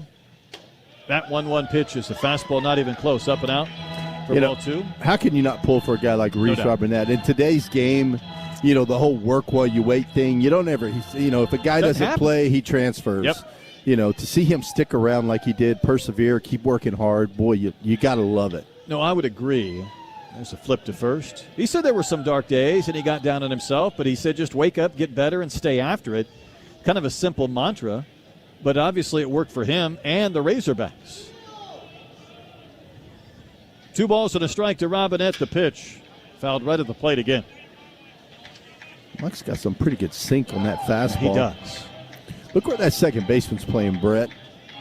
Look at that. He's in right field. Not only right field, he's playing Robinette to pull. There's all kinds of room between first and second and third. The 2-2 up and out. Ball 3. So now Cahillo Eloy, I guess, will get to test that hammy and start a bit early. Last thing he wants to see is a ball to the gap where they might have to try and wave him in unless he's 100%. Dave said maybe 90% a couple of days ago. No, it'd be nice to see Reese hit one out of here so he doesn't have to run fast. 3-2 pitch. Chop foul wide at first, and Cahillo was off with kind of a managed gait. He'll go back and do it again. It's hard to tell a guy not to run fast, though. So tough. Because normally that's the time that you're trying to leg out an infield hit or get to a base or beat a throw. 6-6, bottom of the 7th. Eloy runs, and the pitch to Robinette, not close. Ball 4.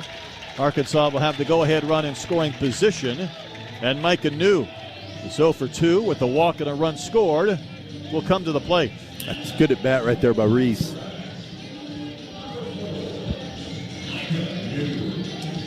Quick mound visit here for Xavier before Micah New bats. Hey, the legendary Catfish Hole Restaurant in Alma and Fayetteville serves the highest quality farm-raised catfish, hand-breaded chicken tenders, and the best hush puppies anywhere. And don't forget to look for their amazing green tomato relish at select Walmarts throughout the state. 6-6, bottom of the 7th inning. Arkansas trying to regain the advantage. And Micah New will bat with Eloy at second and Robinette at first.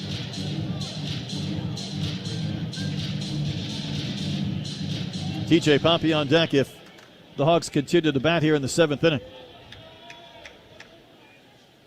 And the pitch is cut on a miss. That one had some run a little bit in to New, who took a tremendous hack and came up empty. It's the same pitch he started with the last at bat, that little two-seam fastball running in. Righty, and an 0-1 pitch. A check swing, and that ball ricochets to the backstop. And New again that quick twitch. He was unable to hold that bent back or get it out of the way, and he's down 0-2. And I tell you what, that ball was up and in. That ball's about 10 inches inside. Yeah. Muck trying to end this inning and keep this game tied. The 0-2 pitch to Micah New. Hit a ton, but way foul down the line and left and into those seats way down the line.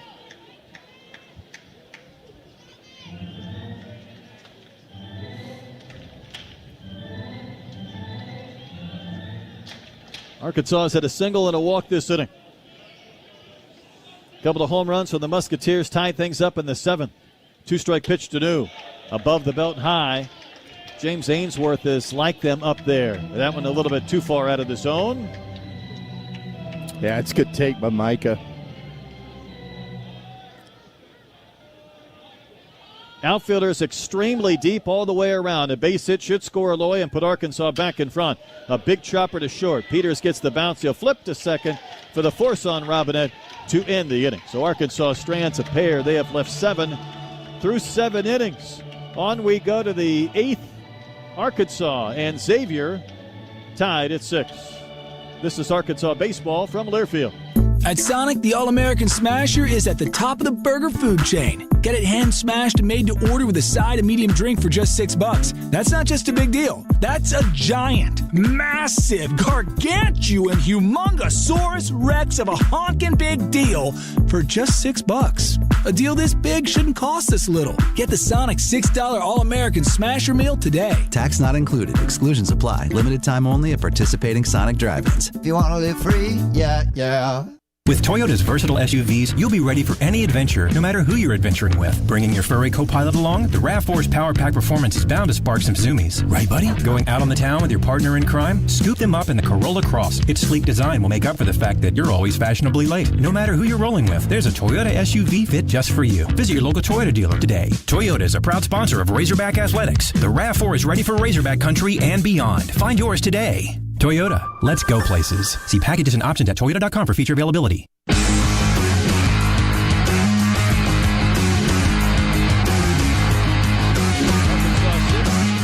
Xavier 6. Today's game is brought to you in part by Ballpark Brand, the official hot dog of the Razorbacks. Whether you're at the stadium or watching from home, you can't beat the taste of Ballpark beef hot dogs made with 100% beef. Ballpark hot dogs, grab one and enjoy the game.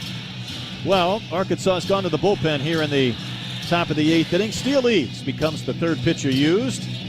Eves has made one appearance, 2 1/3 innings of scoreless baseball with a walk and 3 Ks. He was part of that game late in the weekend in Globe Life. And I think Dave wanted to get him in maybe a little bit earlier in the weekend. But he inherits a tie game in this 8th. And, Steele Eves was electric over the summer, Bubba, and in the fall as well. He had a couple of scrimmages right before the season started, though, were ones he did not like, and he was missing center cut, and he was giving up some big-time blows. Yeah, when you're a two-seam guy, he's a sinker-slider guy. He was getting that. I really feel like he was so overthrowing. His velo was around 95. I want to say he even hit 96 a couple times, and so his sinker was starting to straighten up a little bit. And that's not a good thing to do as a sinker ball guy. But I think he's better when he pitches 92, 93, and he really lets that ball eat down and into the righties. He's going to face Fitz, Peters, and Townsend. That's the 5, 6, and 7 spots in this Xavier lineup. In the Summer League again with Santa Barbara, 10 innings, didn't give up a run and struck out 14, didn't walk anybody. First pitch not close, down and out to Fitz. That one at 95 on the gun. Yeah, 96 on track, man. Goodness. Fitz a singled, walked, and bounced to short. Eves winds and pitches and pops the outside corner for a called strike to even the count at 1-1. Yeah, you throw it 95 right there, you're not going to get hit. That's a perfect pitch. That would break some bats at the next level. Yeah, that wouldn't feel good on a cold day. Would not. Eves ready on the 1-1. Outside corner for a called strike. You got to love Steele Eves, though. He's a tough kid. I still say anyone that's going to jump in that pond out there I'm a fan of. Might have given him some bionic powers. That ground ball reached for and poked softly on the ground, skimming to Kozel at second. He's got it. Throws out Fitz to begin the 8th inning. Yeah, it's a good slider right there. That's a really good pitch combination. Two-seam fastball in and a couple of good sliders away. You know Steele's a good kid when he said he felt bad for Mark in the clubhouse, so he hosed himself down before he took that uniform in and disposed of it, just so that he would not hand him that dark, muddy uni after the Super Regional celebration. Eddie Peters is 0 for 3, and he gets a pitch and rips it into left for a base hit, a one-hopper falling in front of Turner. And now the go-ahead run is on base with one out in the 8th inning. Well, he left the first pitch slider up just a little bit. That ball just kind of hung over the middle of the plate. Tommy Townsend will bat. Singleton scored in the 4th, struck out on 2 other occasions. It's 1 for 3. 6-6 game, 8th inning. Arkansas and Xavier. Eve set at his belt. The pause and the pitch. And he pumps one for a strike on the inner half at 94.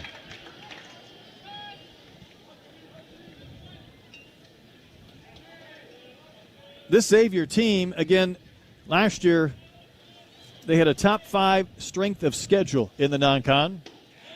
There's a delayed steal attempt from Peters. Pitch was a strike, but no throw to second base. And what Peters did with the left-handed batter is maybe lock up the middle infielders. They didn't see Peters running. That's a big extra base. Yeah, he executed that perfect. And that's what, when you do that, Ryder saw it happening, but there was no one on the bag.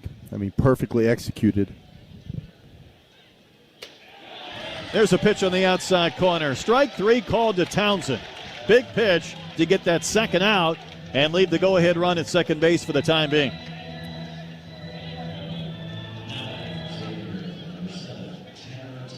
Here's Tanner Thomas. Singled in 3 at-bats.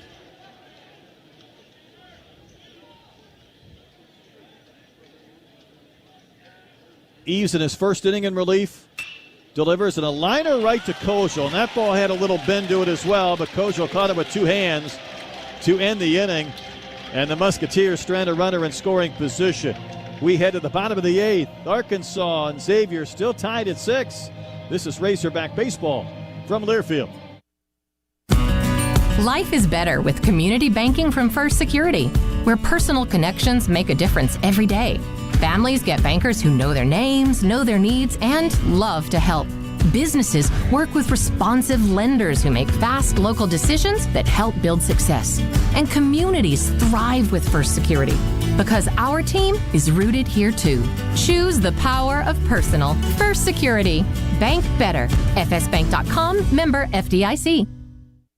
What a matchup we've got, folks. Just nonstop action. The energy is electric and the fans are all in. An intense game like this calls for a Coca-Cola. Ah, crisp and refreshing. That's a game changer. Yeah, that taste scores every time. And just like that, they're back at it. Passionate fans and an ice-cold Coca-Cola. Now that's a winning combo. No matter the team, no matter the sport, everyone knows fan work is thirsty work. Enjoy a Coca-Cola.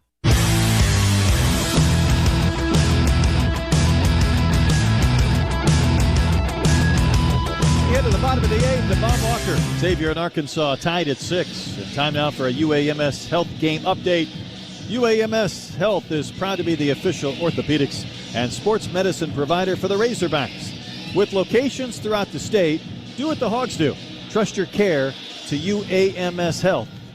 And Arkansas a couple of times today has trailed 3-2 and 4-3. They built a 6-4 lead, only to see the Musketeers hit a couple of home runs off Parker Coyle in the 7th. Arkansas stranded 2 in the bottom of the 7th. And the Musketeers left a runner in scoring position in the bottom of the 8th. So, Bub, at some point, someone's going to have to decide this. I know I called it gymnastics meet last night that ended in a tie. We can't. How about we just go ahead and get on the board right All here? Right. TJ Poppy leads off against Muck. Now, Muck has been in there since getting the final 2 outs in the 5th. And he misses for ball 1, low it in. Poppy had a single in the 6th inning. They gave Arkansas its last run, and then he was promptly picked off first base. Although we dispute it. Replay took a peek, but it stood. Soft pop-up in front of the plate area, and it's the pitcher, Muck, who's going to make the catch.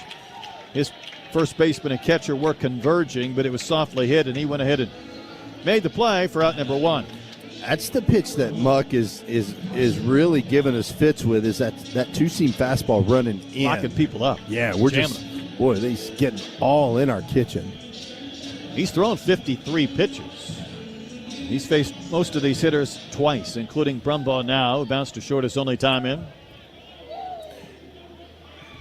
You got to cheat fastball if you're hitting it. Wave and a miss. Again, that sinker running in. And you know what? I think that's what Carson did right there. I think he sold out middle in, and the ball just ran off the plate. But that's what you got to do as a hitter. You can't try to get inside that ball. You got to pull it. 0-1 pitch is down, and sometimes those swings, even if you don't know it's a sinker, you can tell because it's almost like it's not quite that fluid swing. You're trying to manipulate the barrel as best you can. Well, it looked like Pompey was trying to get inside the ball, and you can't do that. When they're throwing you a two-seam fastball in, you got to hit it in the hog pen. You got to get the barrel out. Bases empty, 1 out, bottom of the 8th. The pitch to Brumbaugh way inside that time. 2-1. He hasn't hit anybody, though, for those right-handed batters. No, he's missed in a few times. He has way missed in, but yeah, he hadn't hit anyone yet. Are you calling it? I keep thinking eventually he's going to miss so far and he's going to get somebody on the hip, and that one is down. 3-1.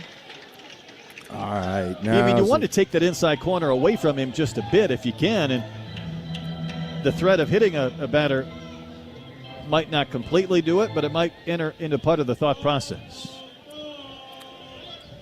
3-1 to Carson Brumbaugh on the pitch.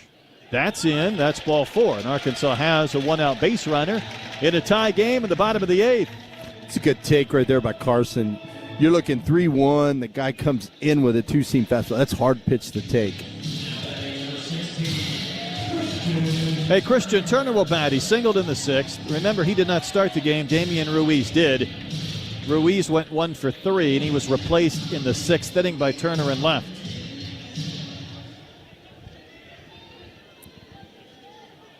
And the pitch from Muck.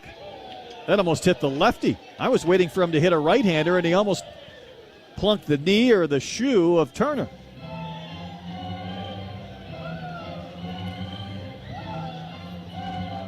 Now, I'll tell you what, Brett. Turner's got power left center. This guy leaves a two-seam up over the plate. He can go left center gap. I won't turn it down if that's a possibility.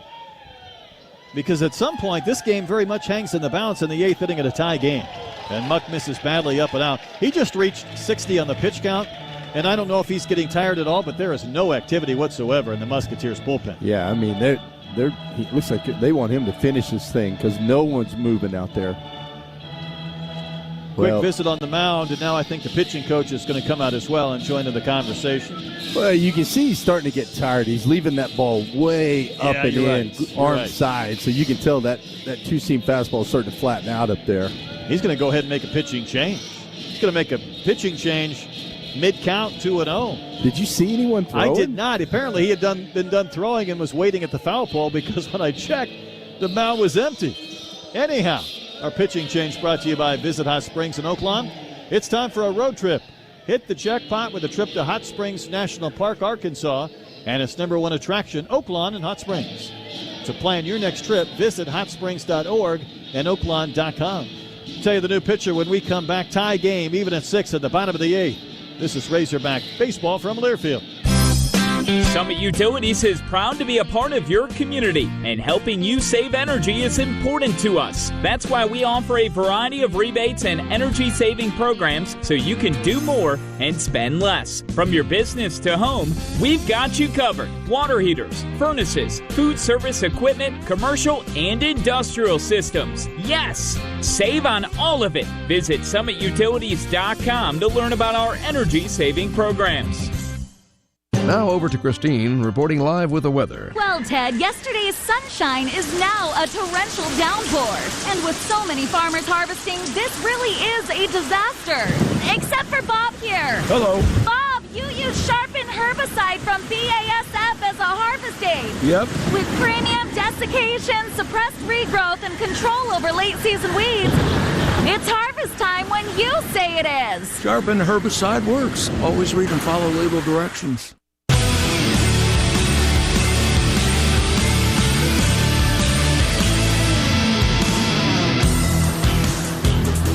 little pitching change for the Musketeers with Brumbaugh at first and 1 out. The bottom of the 8th of a tie game and a 2-0 count to Turner. And the new pitcher is Garrett Helsel. Helsel has appeared in a couple of games, 3 1/3 innings without a run, just 2 hits, 1 walk, and 4 strikeouts. So good numbers. Opponents hitting at a 167 clip against him. Ohio native for this left-hander. SIUE transfer. 6-6 game. We've gone back and forth a couple of times so far today and wondering what it might take to decide this one. Arkansas stranded a couple of runners in the 7th. Musketeers left a runner in scoring position in the top of the 8th. And Arkansas has a runner on with 1 out in the bottom of the 8th inning. Brett, the scouting report said he did not throw a fastball last weekend. Not one. In his outing, yeah. So we'll. Oh, boy. Might be a good time to sit off speed. Going to spike a slider maybe here? Maybe. Send one to the backstop. 2-0 the count. And the pitch. Snaps over the outside corner for a strike with a breaking ball.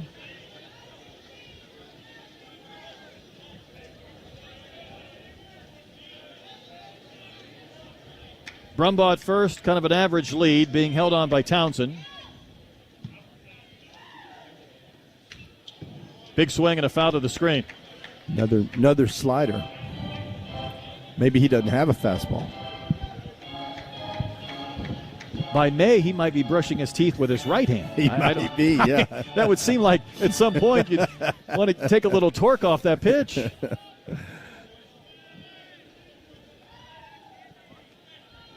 2 balls, 2 strikes to Turner. Left on left matchup, tie game, 8th inning. Breaking ball and a slow one and a wave and a miss. Turner went up and out of the zone for the strikeout, and that is the 2nd out. Now it's up to Nolan Souza. And I tell you what, that pitching change, Bub, I'm surprised it didn't come earlier than that 2-0 count, but with the lefty Turner, the lefty Souza, and this lefty might bridge this game to the 9th inning. Yeah. But I tell you what, if you're Nolan right here, I think you got it. You got to sit. Just sell out. Sit first pitch breaking ball right here. Look left center. Pitch on the way. He checked his swing, but the plate umpire said he did not. He apparently got that bad enough through for a strike.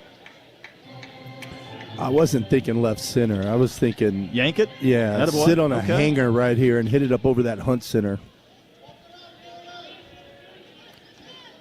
0-1 the count. Next one to Souza, misses. Another breaking ball, 1-1, and I don't believe we've seen a fastball, have we? Nope. That's 5. That's 5 sliders in a row. So Brumbaugh first 2 gone. 1 ball, 1 strike to Souza. Helfrich on deck. Off and running is Brumbaugh. The pitch is down. The throw is in time. Brumbaugh tagged out. Arkansas has lost a couple of base runners today. And we go to the 9th inning. This game is still tied, even at 6 apiece. Xavier and Arkansas. And this is Razorback baseball from Learfield. To a good life, a good life, a good life. How can the right care make our state stronger?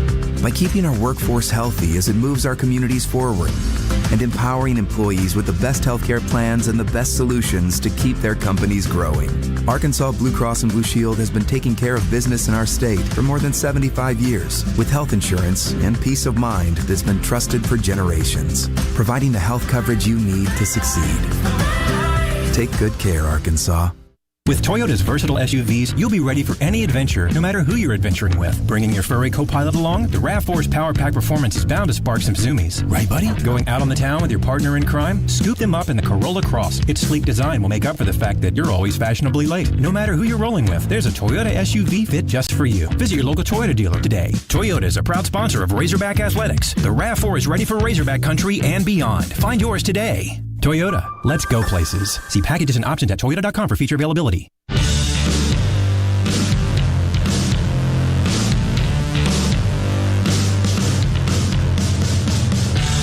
the 9th inning we go. Xavier and Arkansas tied at 6 apiece, and Steele Eaves back to the mound for a 2nd inning of work. The 12th game of the SEC football tradition known as the Battle Line rivalry between your Arkansas Razorbacks and the Mizzou Tigers is complete. Look for the tradition presented by Shelter Insurance to grow in the coming months and years as we continue to heat up the border with this rivalry. Mizzou and Arkansas playing basketball now, and they're underway at Bud Walton as we go to the 9th inning. It'll be Crisp, Hammond, and Stonehouse 9-1-2 against Eves, who gave up a single. Got a soft line out to second to end the inning and strand a runner. Xavier last scored in the 7th. Arkansas has not scored since the 6th. Here we go. Crisp is 1 for 3, singled way back in the 3rd, and scored a run for the Musketeers. And the pitch from Eves is a strike at 94 towards the outer edge of the plate. Outfield deep and straight away against Crisp. Open stance in the pitch. He took a tremendous whack at a pitch that had some drop to it and may have actually tipped it into the glove of Helfrich. Yeah, it's a great pitch by Steele right there. That two-seam fastball running down and in. Perfect location. See what he does, 0-2. Runs one outside with a breaking ball. Slider carried out of the zone, and it's 1-2.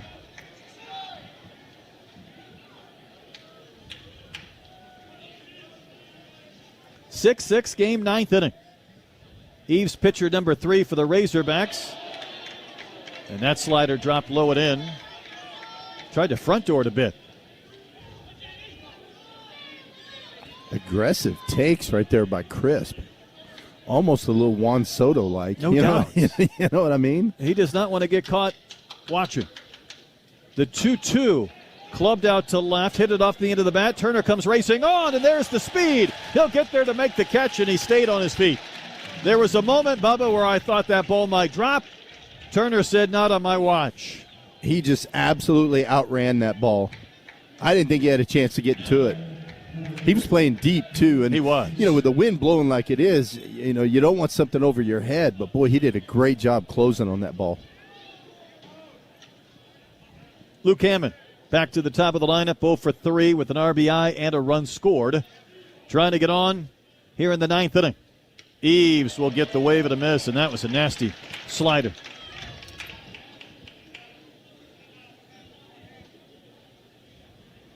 Wind has been out of the north today at about 10. It's helped a few balls that have been hit in the air. But Eves is that sinker ball pitcher trying to keep it down in the zone. He gets a low strike at the bottom of the zone at the knees. And it's 0-2 to Hammond, the right-handed batting third baseman for the Musketeers.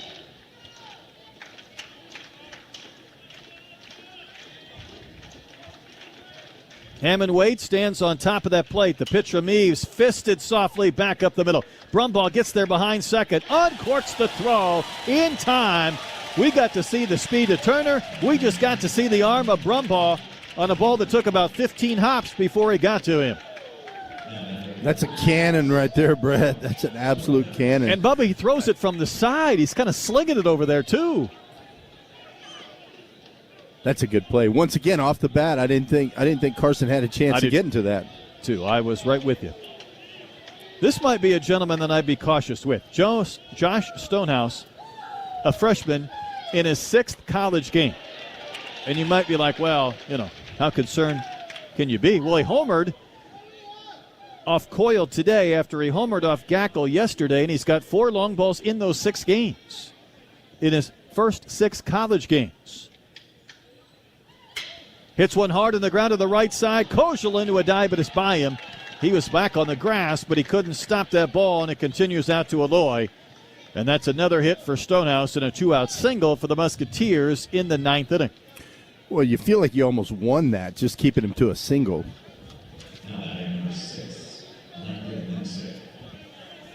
But Landon Mensick homered in the 7th, and his homer tied things up at 6 apiece. This is a right-on-right matchup. Mensick has 2 hits and a pair of runs batted in today. And the pitch from Eves got sawed off a bit, and he fouls it off to the right over the roof and out of play.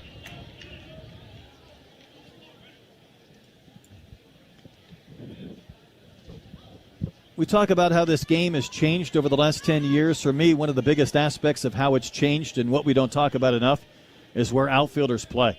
I mean, Turner is about 2 steps in front of the warning track and left. Ground ball to short. Brumbaugh has that skimmer come to him. Took a little off his throw, but he guides it over to first in time to retire Minsick, and the inning ends. Another base hit, another runner left for the Musketeers. We go to the bottom of the 9th. Arkansas can win it with a run. Sousa, Helfrich, and Kozel coming up.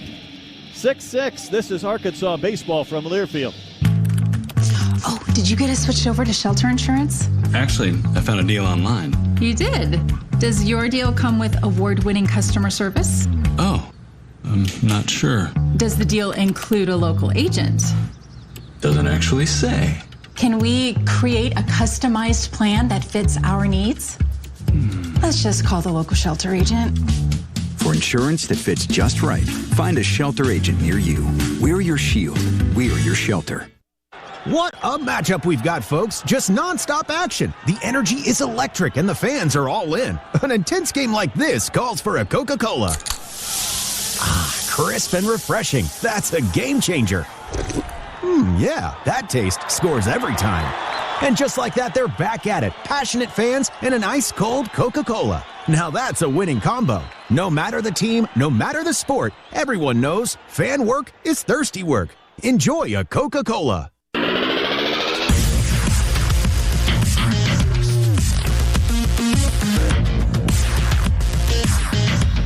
6-6 Arkansas and Xavier. Hogs come to bat in the bottom of the 9th. Helsel, who came on and got a strikeout that had caught stealing. We'll look at Sousa, who was in the box when Brumbaugh was thrown out trying to steal. Then Helfrich and Kozel. Arkansas led early 2-0. They led late 6-4, but this is 6-6.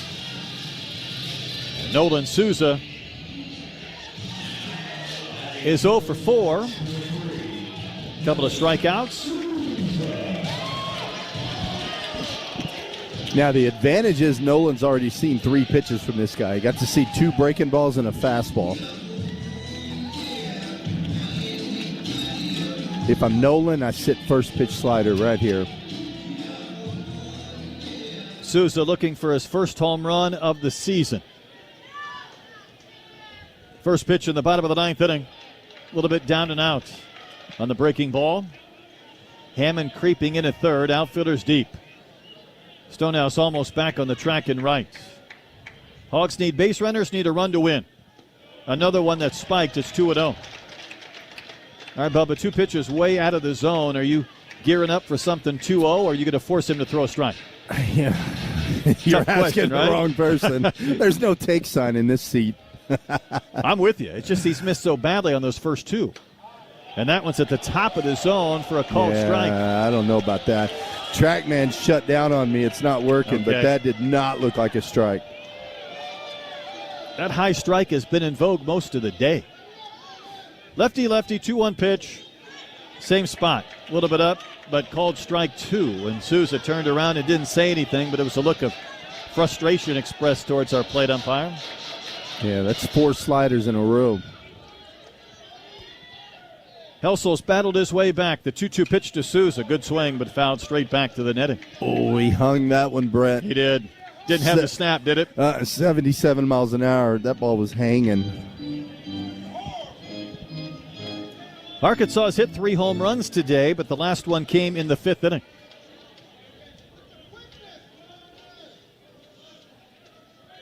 Here comes the 2-2 pitch to Sousa.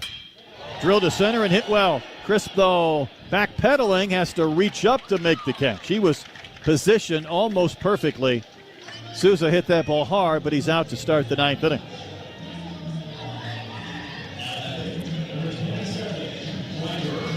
Here's Ryder Helfrich. Yeah, I don't think they're going to let Helfrich face the lefty.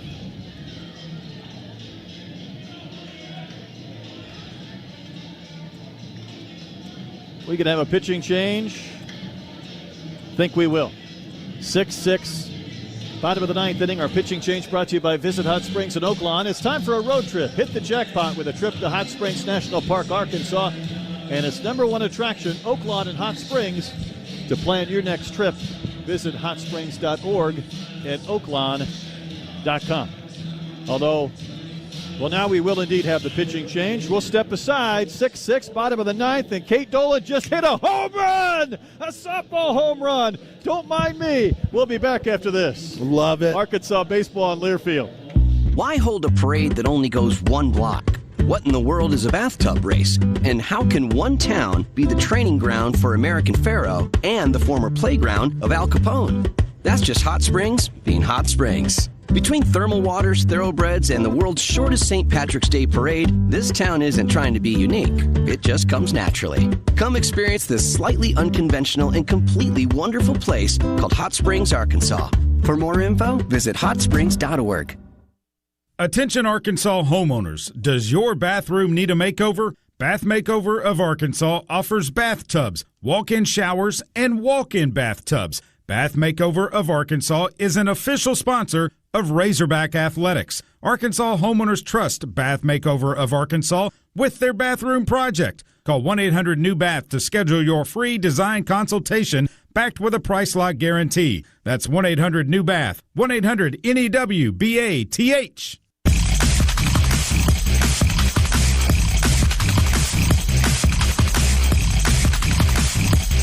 You know, sometimes, Bubba, it feels like I've got so much going on I might combust. So you had to pardon me for a home run call for my daughter as we were going to a pitching change break. Dad was trying to get that to commercial. It's only like a two-camera setup, and you know the ball's hit well, but you're waiting to see that fist pump rounding first base. And Dad's pretty happy. Dad's had a hard couple of weeks. That is awesome. I tell you what, that's a great call right there. Proud Papa. Love to see it. Yeah, and that's where I'll be tomorrow. That's why I will not be on TV. Sean Mernan's filled in today while I'm with you and with Troy tomorrow. But Dad's pretty excited because, whew, it's been a couple of weeks, I'll tell you that. Don't you love it? I see. It looked like you're tearing up a little bit over there. I love it. Yeah, no, it's. You know, I had a conversation with our women's basketball coach about being an encourager. Arkansas's women's team has not won a game this year, and they've had to really try and instill belief. And I said, I know what it's like working with 19-year-old girls. I said, I'm better at kicking rear ends than I am instilling belief. And she said, so am I.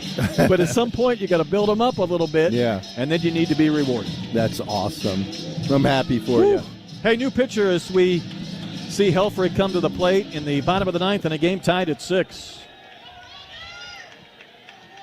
It's Owen Poole. That ball's laced to short, picked on a hop by Peters, who throws out Helfrich at first base.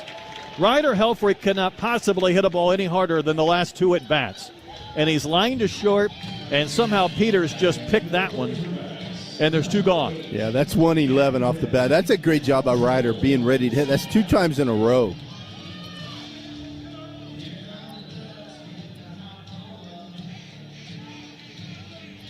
Now there's a lefty up, and Kojal, and after that pitching change in one pitch, there's another mound visit. And I'm getting gun-shy about looking down at that bullpen and not seeing anybody throwing, only to see somebody ready to come into the game. Yeah, there was no one else throwing. I think they're just right here just saying, hey, be smart right here. But, you know, how many times you see a pitching coach go out and say, hey, don't give him anything to hit, and the next thing you know, there's a ball going over the scoreboard. I saw it for 7 years with Albert Pujols, and a pitcher would say, well, I wasn't trying to throw a strike. And I'm like, well, how did it go 440 feet if you weren't trying to throw a ball? Well, the more I tried not to, you know, that type of thing. Kojal, by the way, also needs a double for the cycle. And I will throw that out there because he singled in the 7th. He's flied to center the only time he was retired. His home run came in the 1st. It started the scoring. Can he end the scoring in the bottom of the 9th? A 6-6 game, bases empty, 2 outs, and Kojal took such a big swing, his helmet almost popped right off his head. Yeah, he wasn't swinging for a single right there, Brett.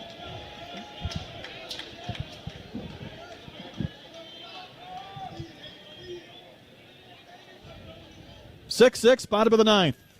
Poole to Kojal, and that is down 2-1. Kahia Aloy waits on deck if Kojal can keep this 9th inning alive.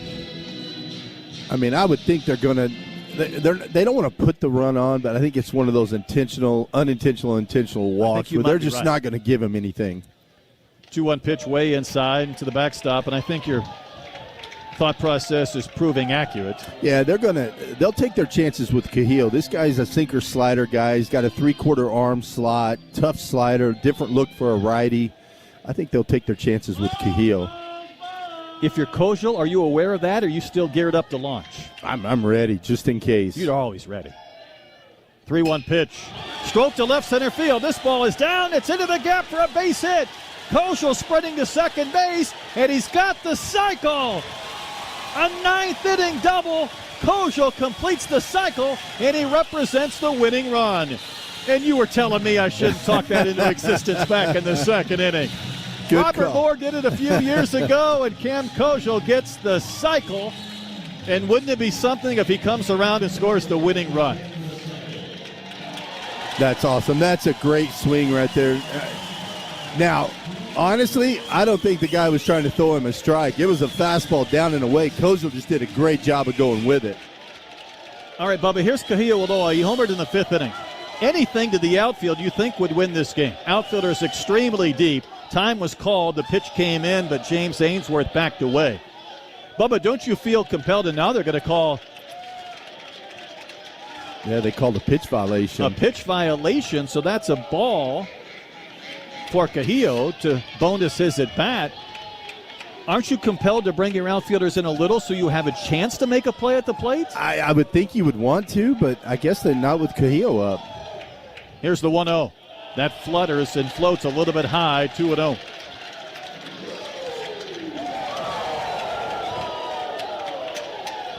Six, bottom of the 9th inning.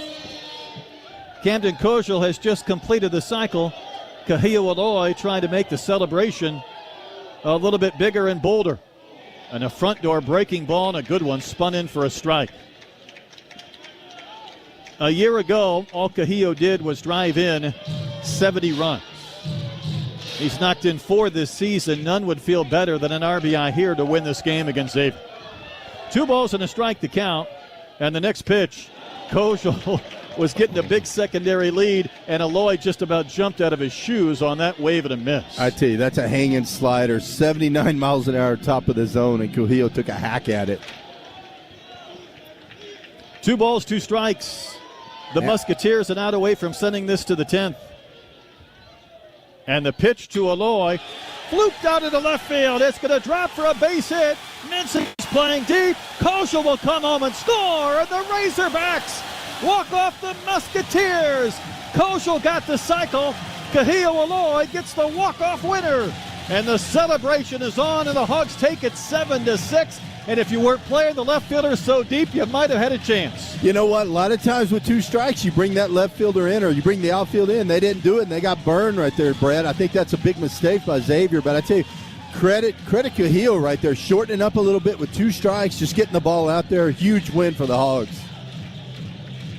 Boy, Cahill had that hanging slider, Bubba, that he took a chance on trying to end the game. And with 2 strikes, he was trying to put that ball in play and got it down for the base hit. And sometimes early in the season, I'm a believer you can establish an identity. No deficit is too big, or we can find a way even on days we're not perfect.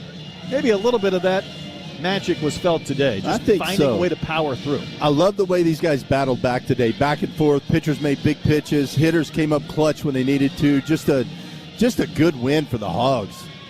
Indeed. Arkansas wins at 7-6. We've got our Armor Bank postgame show coming up. You might be split screening right now with the men's basketball game. Arkansas wins it in the bottom of the 9th, 7-6, and this is Razorback baseball from Learfield. A lot of cities claim to be unique, but are they really? Were they the off-season playground for legends like Babe Ruth and Al Capone? Do they sell beer made from thermal spring water that comes straight from the ground below?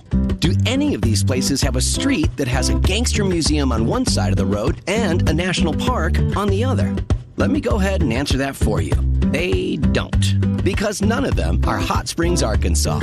For more info, visit hotsprings.org. If you are a fighter, Modelo is your reward. So listen close. You put up with a lot, but you always hold it down for your people. You are strong. You are fearless. You are the baddest